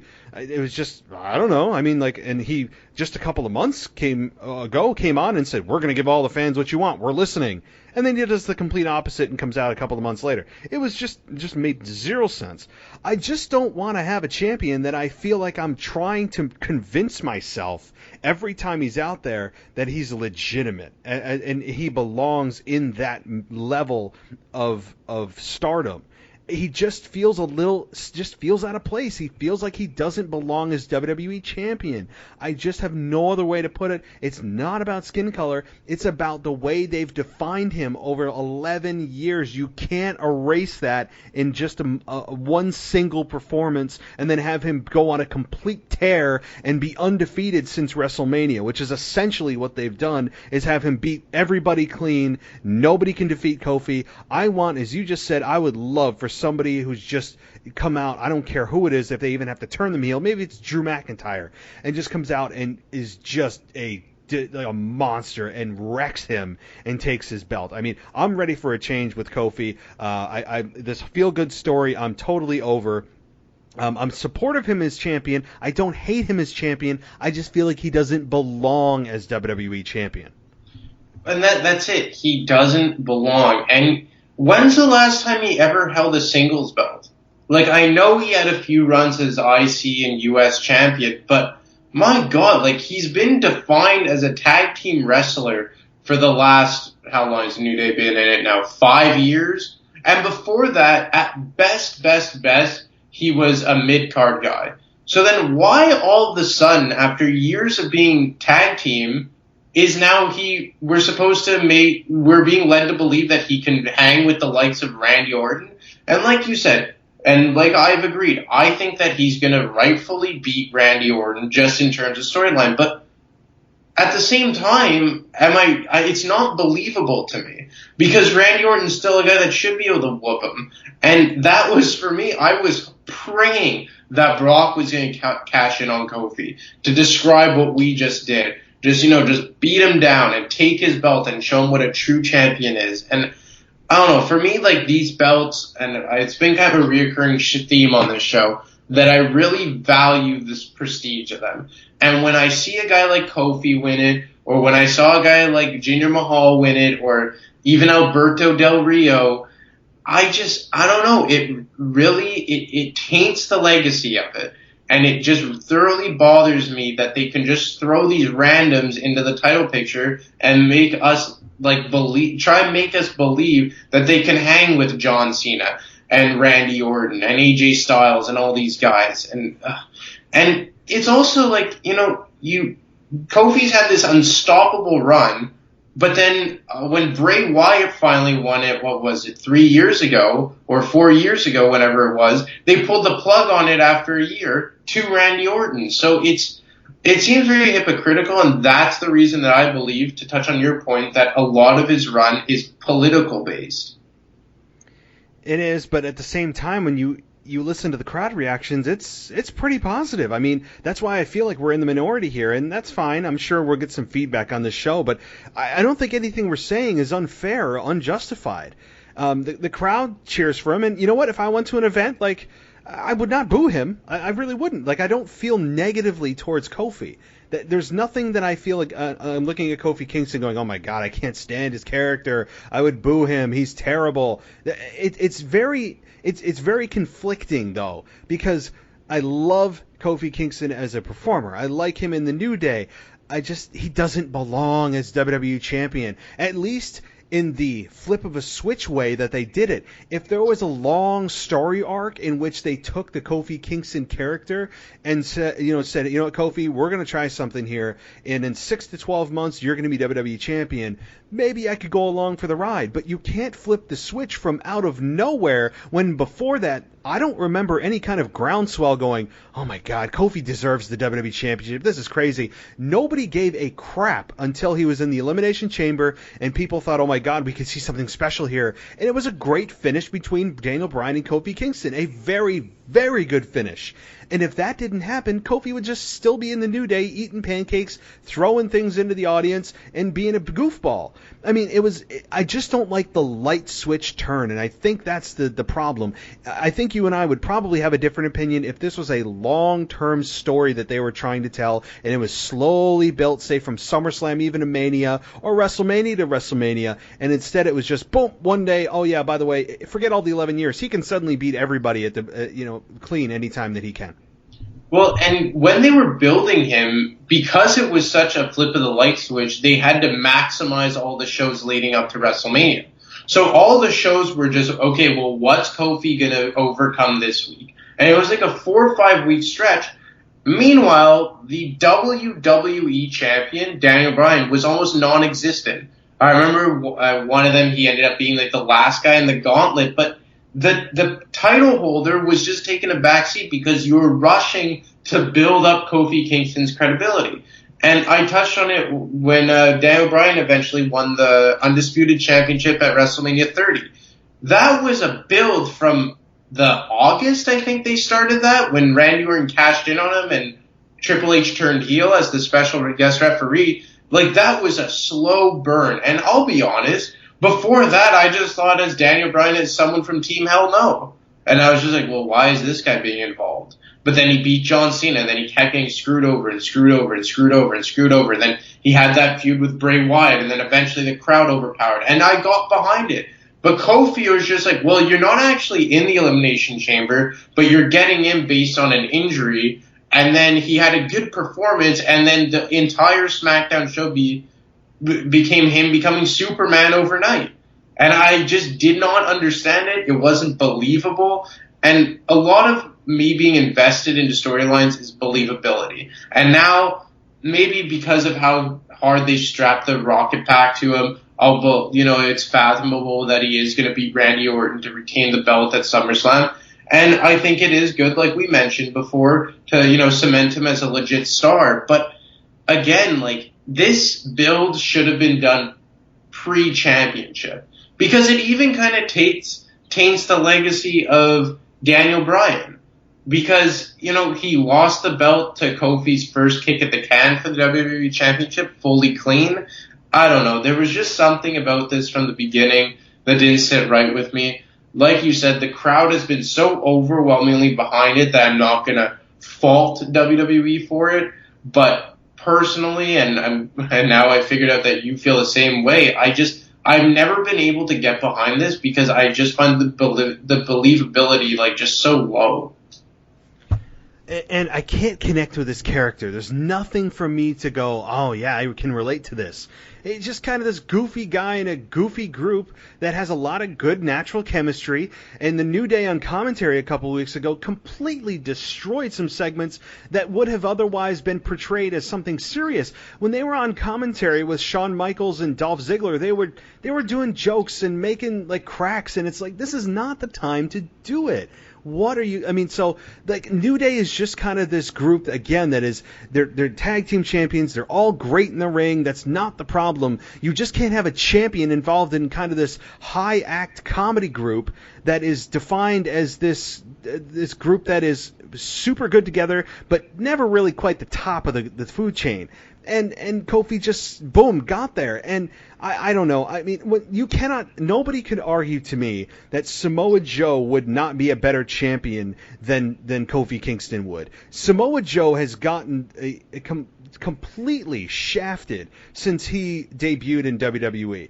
And it's a damn shame that Samoa Joe has not got a run with the belt. When he started his program with Kofi, I said, yeah, I'm like mildly excited, but I know it's just nothing more than Kofi Kingston to add Samoa Joe to another notch in his belt. Like, I knew unfortunately what it was, because it was too soon since WrestleMania that he won, and Samoa Joe was not really, in WWE's eyes, a true champion, which is a bunch of nonsense. And when he won the championship from Rey Mysterio at WrestleMania in record time, I said, finally, they're going to do something.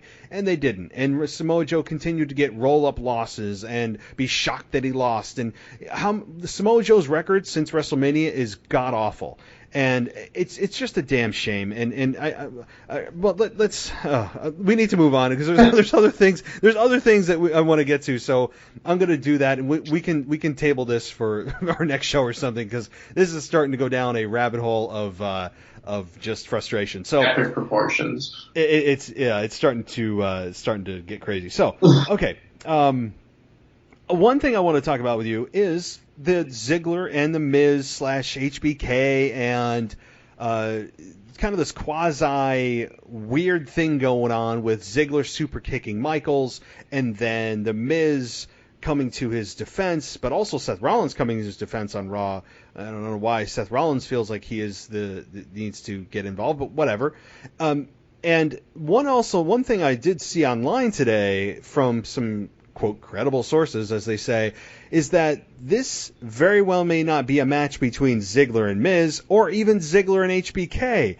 That it could be Goldberg who ends up standing in the face of Ziggler at SummerSlam, because of the constant comments that Ziggler has had of how terrible Goldberg is in the ring. Did you see his last match? We all saw how terrible it was, and I thought, I didn't really think anything of it, because it was just, to me, WWE's way of using Ziggler as a conduit to acknowledge just how awful that was, and pointing the finger at Goldberg of how awful that match was.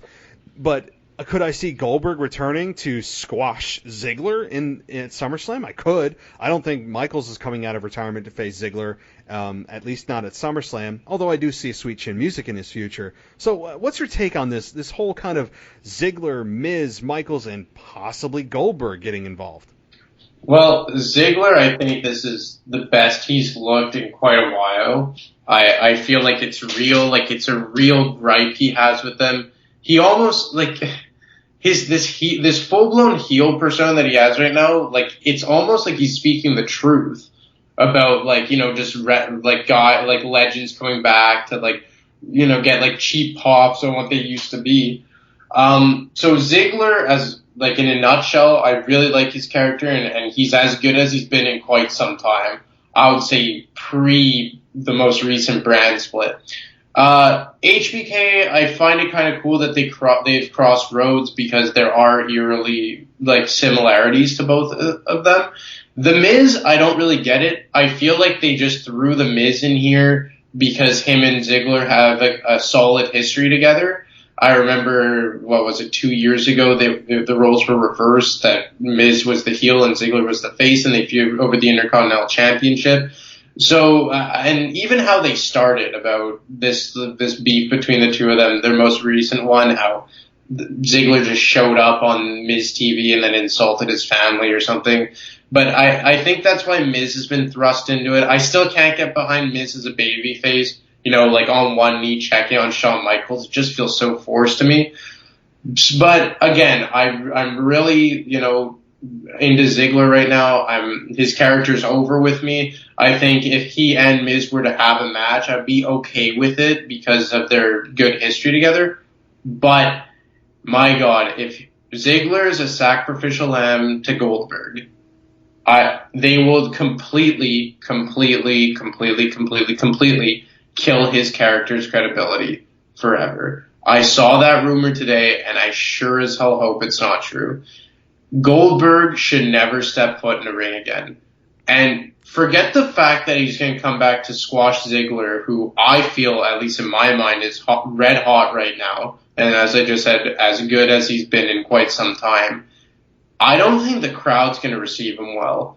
And if Goldberg comes back to squash Ziggler and make an example out of him, I think they're just going to get people even more behind Ziggler as a heel, and they are just going to boo a guy like Goldberg. And you know what? Just leave it as it is. They should have left it alone with his match at WrestleMania 33 with Brock. They insisted to bring him back one more time. It was the worst match I've ever seen. But just let it go. But if you try and make up for it, which I've heard that Goldberg wants to, you know, like, have a better send-off match, just, oh my God. Like, if he has to do that, make him come out and squash, I don't know, like, the B team. I don't know. Make him do something like that, but not Ziggler. Like, he's built himself up now, like, away from Drew McIntyre, because even last year when he came back, he was kind of, even though McIntyre was riding shotgun with him, it kind of felt that he was riding shotgun with McIntyre. He's completely broken away solo right now. He's been great since he came back a few months ago on SmackDown. Please don't make him a sacrificial lamb to Goldberg. Come on. Like, if not for Ziggler's character, just for the sake of what the reception will be for Goldberg himself.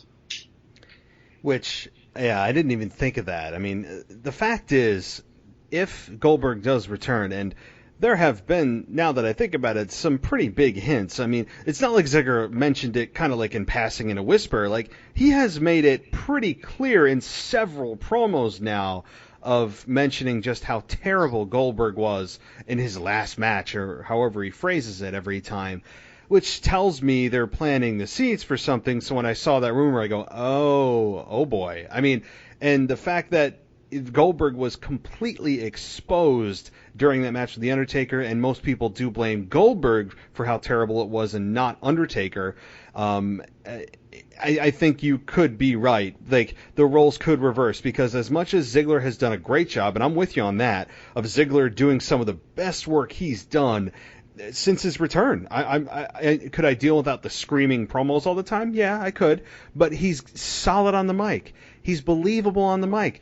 I don't feel like he's given a script, and I don't know if he's memorizing his lines better, or they're just saying, you know what, Ziggler, Like, you know what? You go out there, we'll give you kind of bullet points, and you fill in the blanks. We trust you. And maybe that's what they're doing with him. But I love what they've done, the progression of his character, how good of he's been as a heel, the heat he has on him. You want to see him get his ass kicked.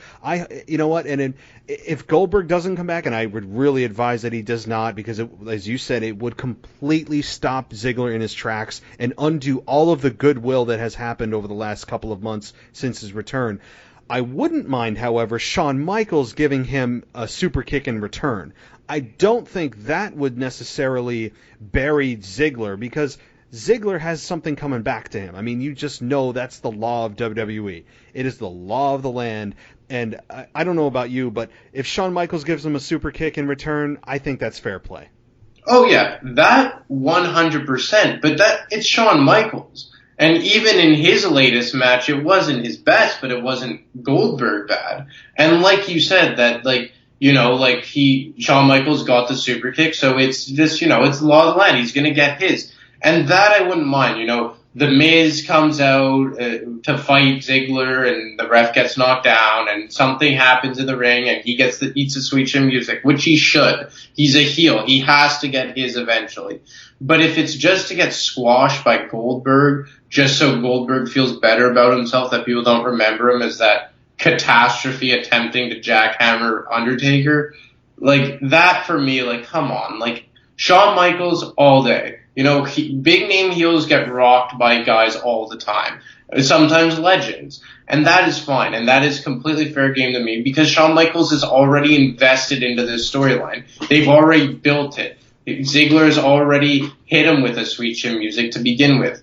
Goldberg, like, yeah, sure, he's chirped him a few times, but he has nothing to do with this. He shouldn't be involved with this. I hope they leave it as is, Miz versus Ziggler, who will put on a good match, and Shawn Michaels will get his revenge somewhere in there, and Ziggler will get his. But nothing to the point that he will, you know, be halted by this. Because if he eats a sweet chin music and then loses, at least he can come back the next night and say, like, oh, you know, it took that old fart, like, getting me from when I wasn't looking to help the Miz win, or something that won't completely derail him. But you gotta know that if Goldberg is coming back, it's going to be about 3 or 4 spears in a row, a jackhammer, and they're just going to mail it in, and it's just going to completely bury Dolph and take away all the credibility from what he's saying.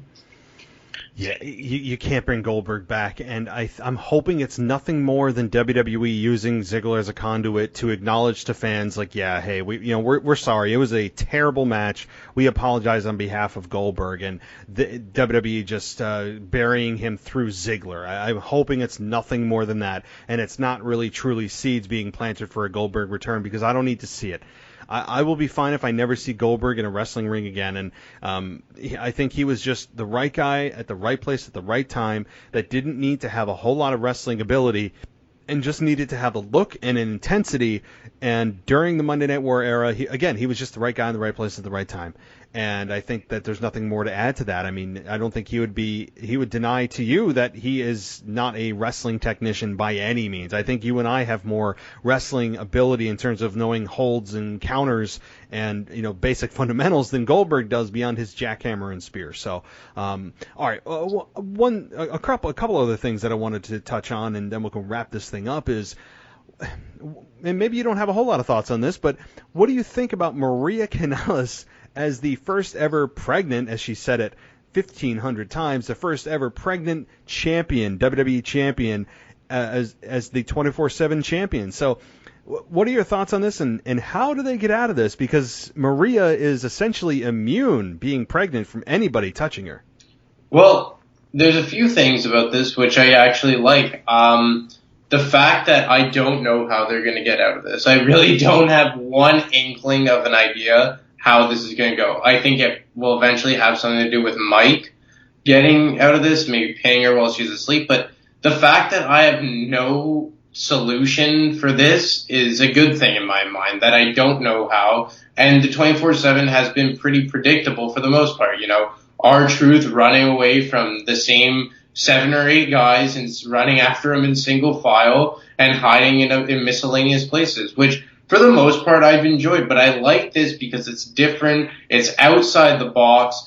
you know that it's going to be, that she's probably going to carry it through at least SummerSlam, as opposed to the 3 or 4 title changes per week. I like that it's a different element to the 24/7 championship that is usually just a roll up in the corridor or pinning someone while he's asleep and just like crazy changes of the title all the time. This will add some stability to the title. You'll have one person hold it that for more than a week at a time. I really like it. I hope they don't drag it out for too long, because it will get stale fast in my mind. I'm hoping it will wrap up around SummerSlam. But for the time being, I like it. It's different. It's outside the box.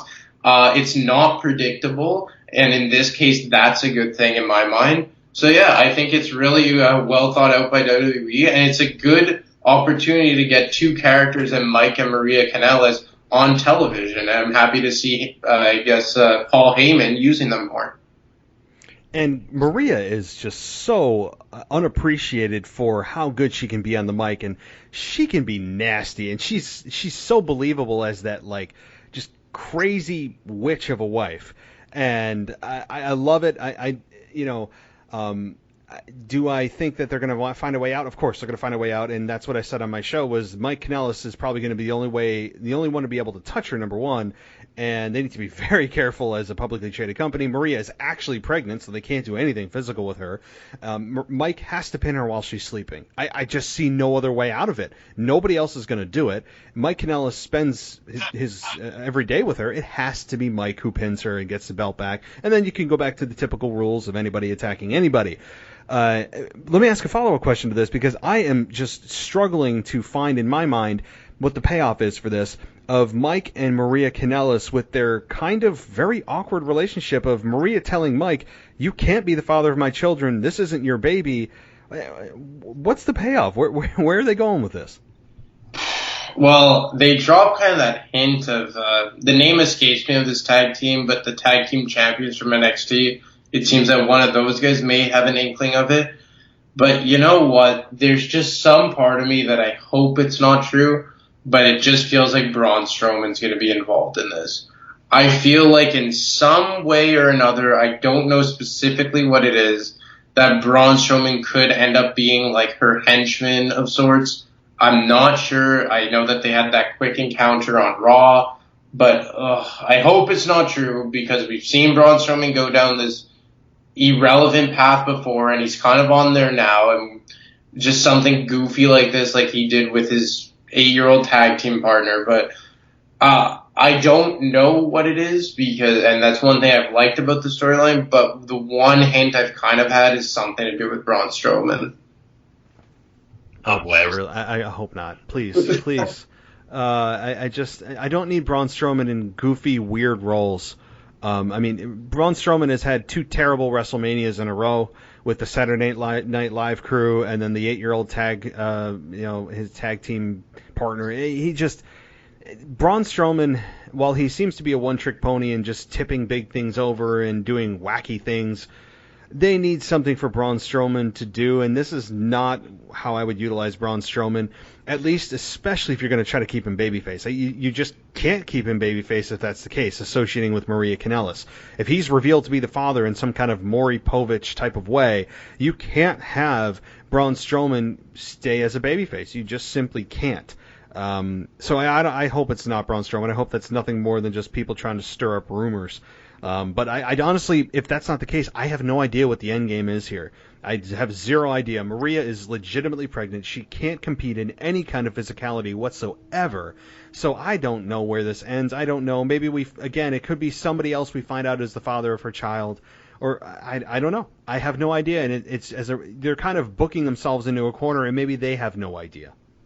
Yeah, well, maybe they are just playing it week to week, which isn't a bad thing. Maybe it's more, like you said, raw, and it's more authentic. And again, for the most part, I'm liking this, and I don't mind that I have no idea where it's going. I think it's adding to the storyline. I think it's changing the direction of what was becoming a predictable scene surrounding the 24/7 championship. I like Maria Kanellis. I like Mike Kanellis. They are intriguing characters to me. And it leaves something to be desired every week. And that's what I'm looking forward to. I'm looking forward to the next show. and seeing where they go with this. So yeah, I have really no idea what the payoff is here, what the conclusion is, but I don't mind it. I'm just looking forward to seeing what it is. Yeah, that's kind of the weird thing, too, is like I'm intrigued. Like, when I see Mike and Maria Kanellis, I mean, I pay attention. Maria is very good. You just gravitate to her, and it's not because she's a really attractive woman, and she is, let's be honest, but that's not why I'm gravitated towards her. I'm gravitated towards her because she's just intriguing when she speaks. She's believable when she speaks, and this is a very different storyline that we have no idea where it's going, and I pay attention, so they have my attention. I'm hooked. And I mean, we're just going to have to go for the ride and see where it goes. And I can see this also just being, you know what, guys? The writing team goes, we're at the end of this storyline. Does anybody have any ideas? And everyone goes, I don't know. And they just suddenly forget that it ever existed the next Monday night, and they just move on. I mean, this could be also a story that they're really not leading to anything, and then it's just all of a sudden doesn't exist next week on Raw. I mean, I could see that too. So one more thing. Well, not one more. Actually, I have a couple more things quickly is, what do you think is up with the Roman Reigns, I guess, mystery attacker or whatever the heck happened? Scaffolding and boxes fell on him, but then he was miraculously okay and then acts like a jerk towards the EMTs. What was this? Well, like you just said, it's his constant too cool for school type of attitude, but I don't know. Obviously, it's going to be something big of sorts. I thought that they were just going to lead to another Samoa Joe match at SummerSlam. I really don't know. I'm curious to see how they're going to build this with just a week and a half till SummerSlam. I am kind of intrigued on it. I want to see who it is. I have an inkling that's going to be something rather underwhelming, but I'm hoping it's not, and I think that they've left the door open enough for us to perhaps be intrigued to that point. I think that I don't even know. I thought maybe for a second it could be Daniel Bryan, something to do with his career-altering announcement. I think that would be a cool, fresh matchup. But at the same time, I'm not sure if they want those two to cross paths, as they're kind of going in two different directions at now. I don't think it's a Drew McIntyre or Shane McMahon or Samoa Joe. That's kind of been they're done that. But I don't know. I'm intrigued to find out who it is, but I'm being cautiously optimistic because typically with Roman Reigns type angles, it just is usually underwhelming. So we'll see. I hope it's not just some NXT call-up to be a sacrificial lamb for him. But like I said, we'll see. It's got my intrigue, and my interest is piqued at the very least. It is. I'm in the same boat. I don't know what this was. I mean, I know some people are saying, oh, they're just billing it as an accident. I'm like, well, that'd be a super boring way to end SmackDown, for have this go in a no direction of just having things fall on Roman for no reason. It has to be somebody who blatantly did this. And as you just said, my only inkling too, and from other shows I've listened to and stuff I'm reading, it could be Daniel Bryan. I mean, maybe that very well could be. And if that's the case, I mean, I'm fine with it. These two have crossed paths before, in much different roles, of course. But I mean, if it's not Daniel Bryan, I have no idea who it is, and I'm fine with that. I don't need to know. I don't want to know, and that's fine too. I just, when Roman comes out and just acts like total ass towards the EMTs who are trying to help him, and it's just that kind of stuff is a little bit tone deaf when it comes to WWE scripting him as a babyface.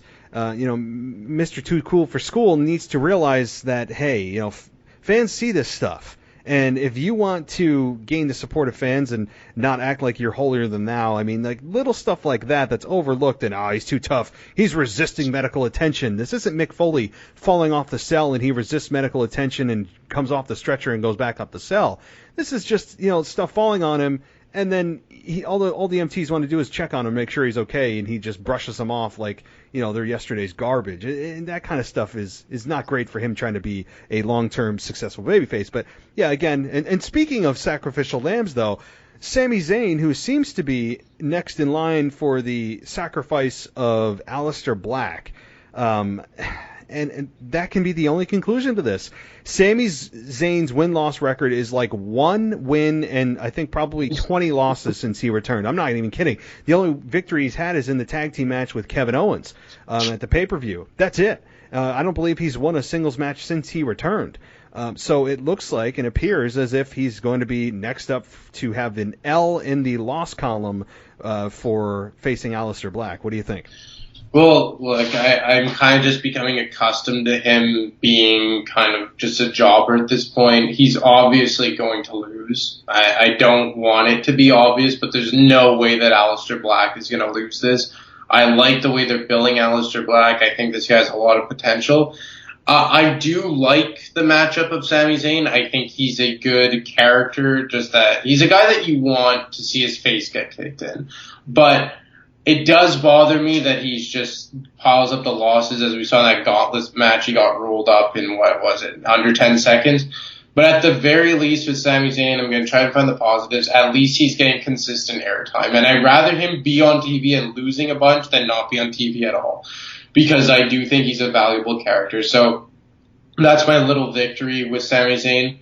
I think Aleister Black is just going to... Well, he's not going to just completely run him over. I think it's going to be an entertaining match. I think the outcome is anything but up in the air. It's all but concrete at this point that Aleister Black is going to win. I think it will give a bit of credibility to Aleister Black. I think Sami Zayn is more of a formidable opponent than Cesaro. Not based on physical in-ring work, but just on characters and who they are. I think that the story itself will be able to be told way more with Sami Zayn. But again, it's just a shame that Sami Zayn's only way to stay relevant is just piling up the losses to up-and-coming stars. And what's more interesting, too, is how are they going to cast these guys? Both are heels right now. And so I don't know who plays the face, who plays the heel. Honestly, I don't even know if I care because I'm looking forward to the match itself. Both guys, I think, could have a very physical match, a believable match, a tight match, a well-done, smooth match. That's not the match quality is not what I'm concerned about. What concerns me is Sami Zayn on this just epic losing streak and doing him a total disservice after, I think, coming back as the critic of the critics, being a hell of a original gimmick. And, I know one week he had an electric chair, and since he mentioned the three letters of AEW, I mean, Sami Zayn has just gone, through the basement. I mean, and it's pretty damn unfortunate. So one more thing I wanted to touch on, and I know there's topics that we haven't, but we just get on these crazy tangents, and it's fine. But Bray Wyatt and Finn Balor, I guess I do want to ask your opinion on, but at the same time, Trish Stratus and Charlotte. So dual-edged question, what are you thinking about Bray Wyatt and Finn Balor and Trish versus Charlotte? Well, I'm most excited to see The Fiend, Bray Wyatt, how his entrance is, how he wrestles. Just everything about him. I want to see his in-ring debut as The Fiend. I'm really looking forward to this. I am also kind of looking forward to him putting a beating on Finn Balor. I'm kind of hoping, and I know it's going to sound weird, but I think the best scenario here for Finn Balor is to get wiped out in convincing fashion and just get dominated and then just go away for a while. And just, let people forget about you because he is as stale as they come right now. I don't need a chain wrestling back and forth, close falls match with Bray Wyatt and Finn Balor. I need Bray to beat him fast, beat him convincingly. No chance for Balor to come out here on top. No even hope for him to come out on top. And I think it will not only be good for Bray, but very good for Finn because Finn just needs to go away for a bit and maybe even until the Rumble. Because he, like I brought up earlier with the Intercontinental Championship, he's just been as stale as they come. And as far as Trish and Charlotte, I think it's a match that it kind of wrote itself. Greatest female wrestler of the 2000s / Ruthless Aggression era against Charlotte, who's the greatest female wrestler right now and arguably of all time. She's already passed Trish in terms of women titles wins. The only thing is, I feel like Trish is very, bad, for the lack of a better term, on the mic right now. It feels very forced. It doesn't feel authentic. Charlotte clearly carried that promo. Trish, maybe I'm being a bit harsh here, but she looks very artificial, which I find is kind of distracting when I'm trying to take her seriously. But all that aside, her struggling on the mic aside, I'm really looking forward to this match. It's kind of feels, obviously not nearly as much hype, but it kind of feels like a Rock Hogan type of feel to it. The old dog trying to defend the yard against the up-and-coming dog. I think it's a match that should have happened, probably as soon as Trish came back, but I'm glad it's happening now. And I think it's going to be a cool sight to see, especially in Trish's hometown of Toronto.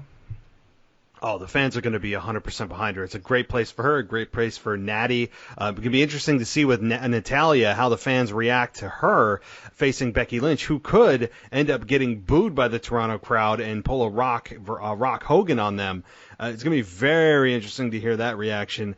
But as far as Trish Stratus and Charlotte, yeah, Trish has never been known as a great promo, ever. I mean, she is not very quick-witted on the mic. She does come across a little bit robotic and artificial is a good way to put it. And her and Lita were both exposed greatly when they had their tag match against Alexa and Mickie James. They both got demolished on the mic to the point where it was just hard and embarrassing to watch Lita and Trish try to come back with comebacks. It was rough. So Trish it's not her strong suit. It's never been her strong suit. So the bar is set very low for me when it comes to promos with Trish. And I'm fine with her just sitting back and memorizing the hell out of her lines. This is where scripted promos are a benefit, are with her. And sit down with the writer and go, this is what I'd say. Now, I want to memorize what I think I would say. And just try to deliver it in the most natural way possible. Yeah, these are one of those situations, like you said, that, just map it out for her. Tell her what she has to say. Play the character that everyone knows and loves from 10, 15 years ago. Because Charlotte is as good as they come on the mic. And if she goes toe-to-toe off the top of her head with Charlotte, she'll get exposed. I didn't feel like her coming out on the King's Court was necessarily the right move, because I even felt that Jerry Lawler was a bit rusty. It felt kind of awkward between the two of them. And Charlotte, when she came out, really had to carry that whole segment. So I don't think it really helped her a whole lot that she came out with Jerry Lawler. And she does need some help, and that's okay. She's been out of the game for 14 years now since she's been a full-time competitor. And as you mentioned, she wasn't exactly great at it when she was on top. So just kind of help her along the way, and there's no problem with that. But just don't make the crowd turn on her. Obviously, once they're in Toronto at, it used to be the ACC, but now I think it's Scotiabank Place. But once they're there, obviously the crowd is going to be behind her, the hometown crowd. But even leading up, you don't want the crowd at home cheering for Charlotte, who is the full-blown heel. So I think this is a situation in a returning star that there's no shame in just helping her along the way in terms of promos. And what I think is going to help, too, is the crowd interaction. I think it's going to help buffer a lot of the possible blunders and ring rust that Trish has. And she's going to have some. It's just natural. I mean, she can train in the ring all she wants. She can have a ring shipped to her. She can go down to the performance center. She can come to the arena and train with Charlotte beforehand. But ultimately, being in front of a live crowd and being in front of 20,000 people is going to tell the tale. And what I think, though, is having the crowd really, really, I think, excited to see Trish in her one-on-one match with Charlotte is going to help with any kind of possible ring rust that Trish may have, which she's going to have. So, well, Anthony, it's been a hell of a show. I mean, this has been one of the most more in-depth and intense shows that we've had, and I think that's really... It's great. I mean, I've enjoyed it. Was there anything that I didn't bring up that you wanted to? Just quickly, all I was going to bring up was, is Becky Lynch a heel now? Oh, boy. Now, people are going to really love this. Well, I think, too, is Bayley a heel? I mean, you could kind of put them in the same boat. I mean, Bayley, the crowd is slowly turning on, and people on Twitter disagree with me, but I would very viciously disagree that Bayley is on any kind of ascent. I think she's on a descent with her character. But your question was on Becky Lynch. I think that they are starting to, if you're going to put a gun to my head, I think there are seeds being planted for Becky Lynch possibly really turning heel in a real way. Now, it could just be Becky Lynch going out there and just being her natural self, and I'm looking way into this, and there are no plans to turn her heel. But if there are, I've picked up on them. And lately she's been obnoxious. She has, stood in the face of Alexa Bliss, and acted like Alexa doesn't even belong in the ring with her and standing there and just putting her face in Alexa's face and saying, come on, hit me, I'll give you your first shot. Just being arrogant. Her promos are also a little bit off. Her crowd reaction isn't nearly what she got after the Royal Rumble, which I would argue was the peak of her popularity. I don't know. I would say that seeds are planted for a possible heel turn. I wouldn't bet the farm on it. Am I super confident in that? No. But I mean, lately I have not been rallying behind Becky Lynch. I think the program with her and Seth didn't do her any favors. She's been arrogant lately. I haven't been really behind Becky Lynch the way I have, pre-WrestleMania. Yeah, same with me. I feel like the arrogance has really just rubbed me the wrong way. It's taken away from what she was, let's say, 10 months ago at this time. Ever since that build-up to the match at WrestleMania where she was just kind of acting like a brat to Triple H and Stephanie, I've really had a hard time getting behind this character, and just lately she's been acting more heelish than like a babyface. Yeah, it'd be interesting to see. Maybe we're reading into this too much, and they're just letting Becky be Becky. Maybe this is Becky's more natural personality. I don't know, to try to connect with the fans. But if that's the case, she needs to tone it down. I don't like her calling people dopes. I think that's a childish word. It's not cool. It's not funny. It's like what third graders say. I'm not a fan of Becky right now. She has lost that edge that she once had when she was in the build to WrestleMania. And yes, we all know Ronda Rousey is not a part of the women's division anymore, and whether she returns this year or not, or has kids and then returns, eventually Ronda Rousey will return to WWE, and I think it's going to give a huge shot in the arm to maybe Becky Lynch's career if they immediately get in a program again, but the women's division in general. But lately, yeah, Becky Lynch is not on my, go to the arena and make a sign and cheer for her list.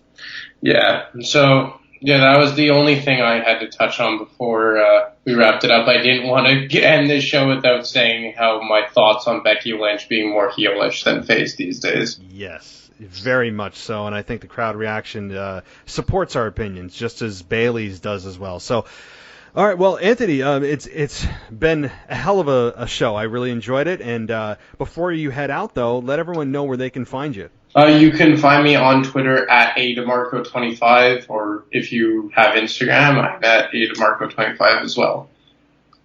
Very good, very good. All right, well, thank you so much for joining me, and I say this to my co-host every week, but it's so true that 3 weeks goes by super quick, and all of a sudden you'll be back on the show. So I'm looking forward to it. By the time we talk, SummerSlam would have concluded, and we'll be on the build to Clash of Champions, which is crazy. So I'm looking forward to it. Yeah, man. Talk soon. Have a good one. All right, take care.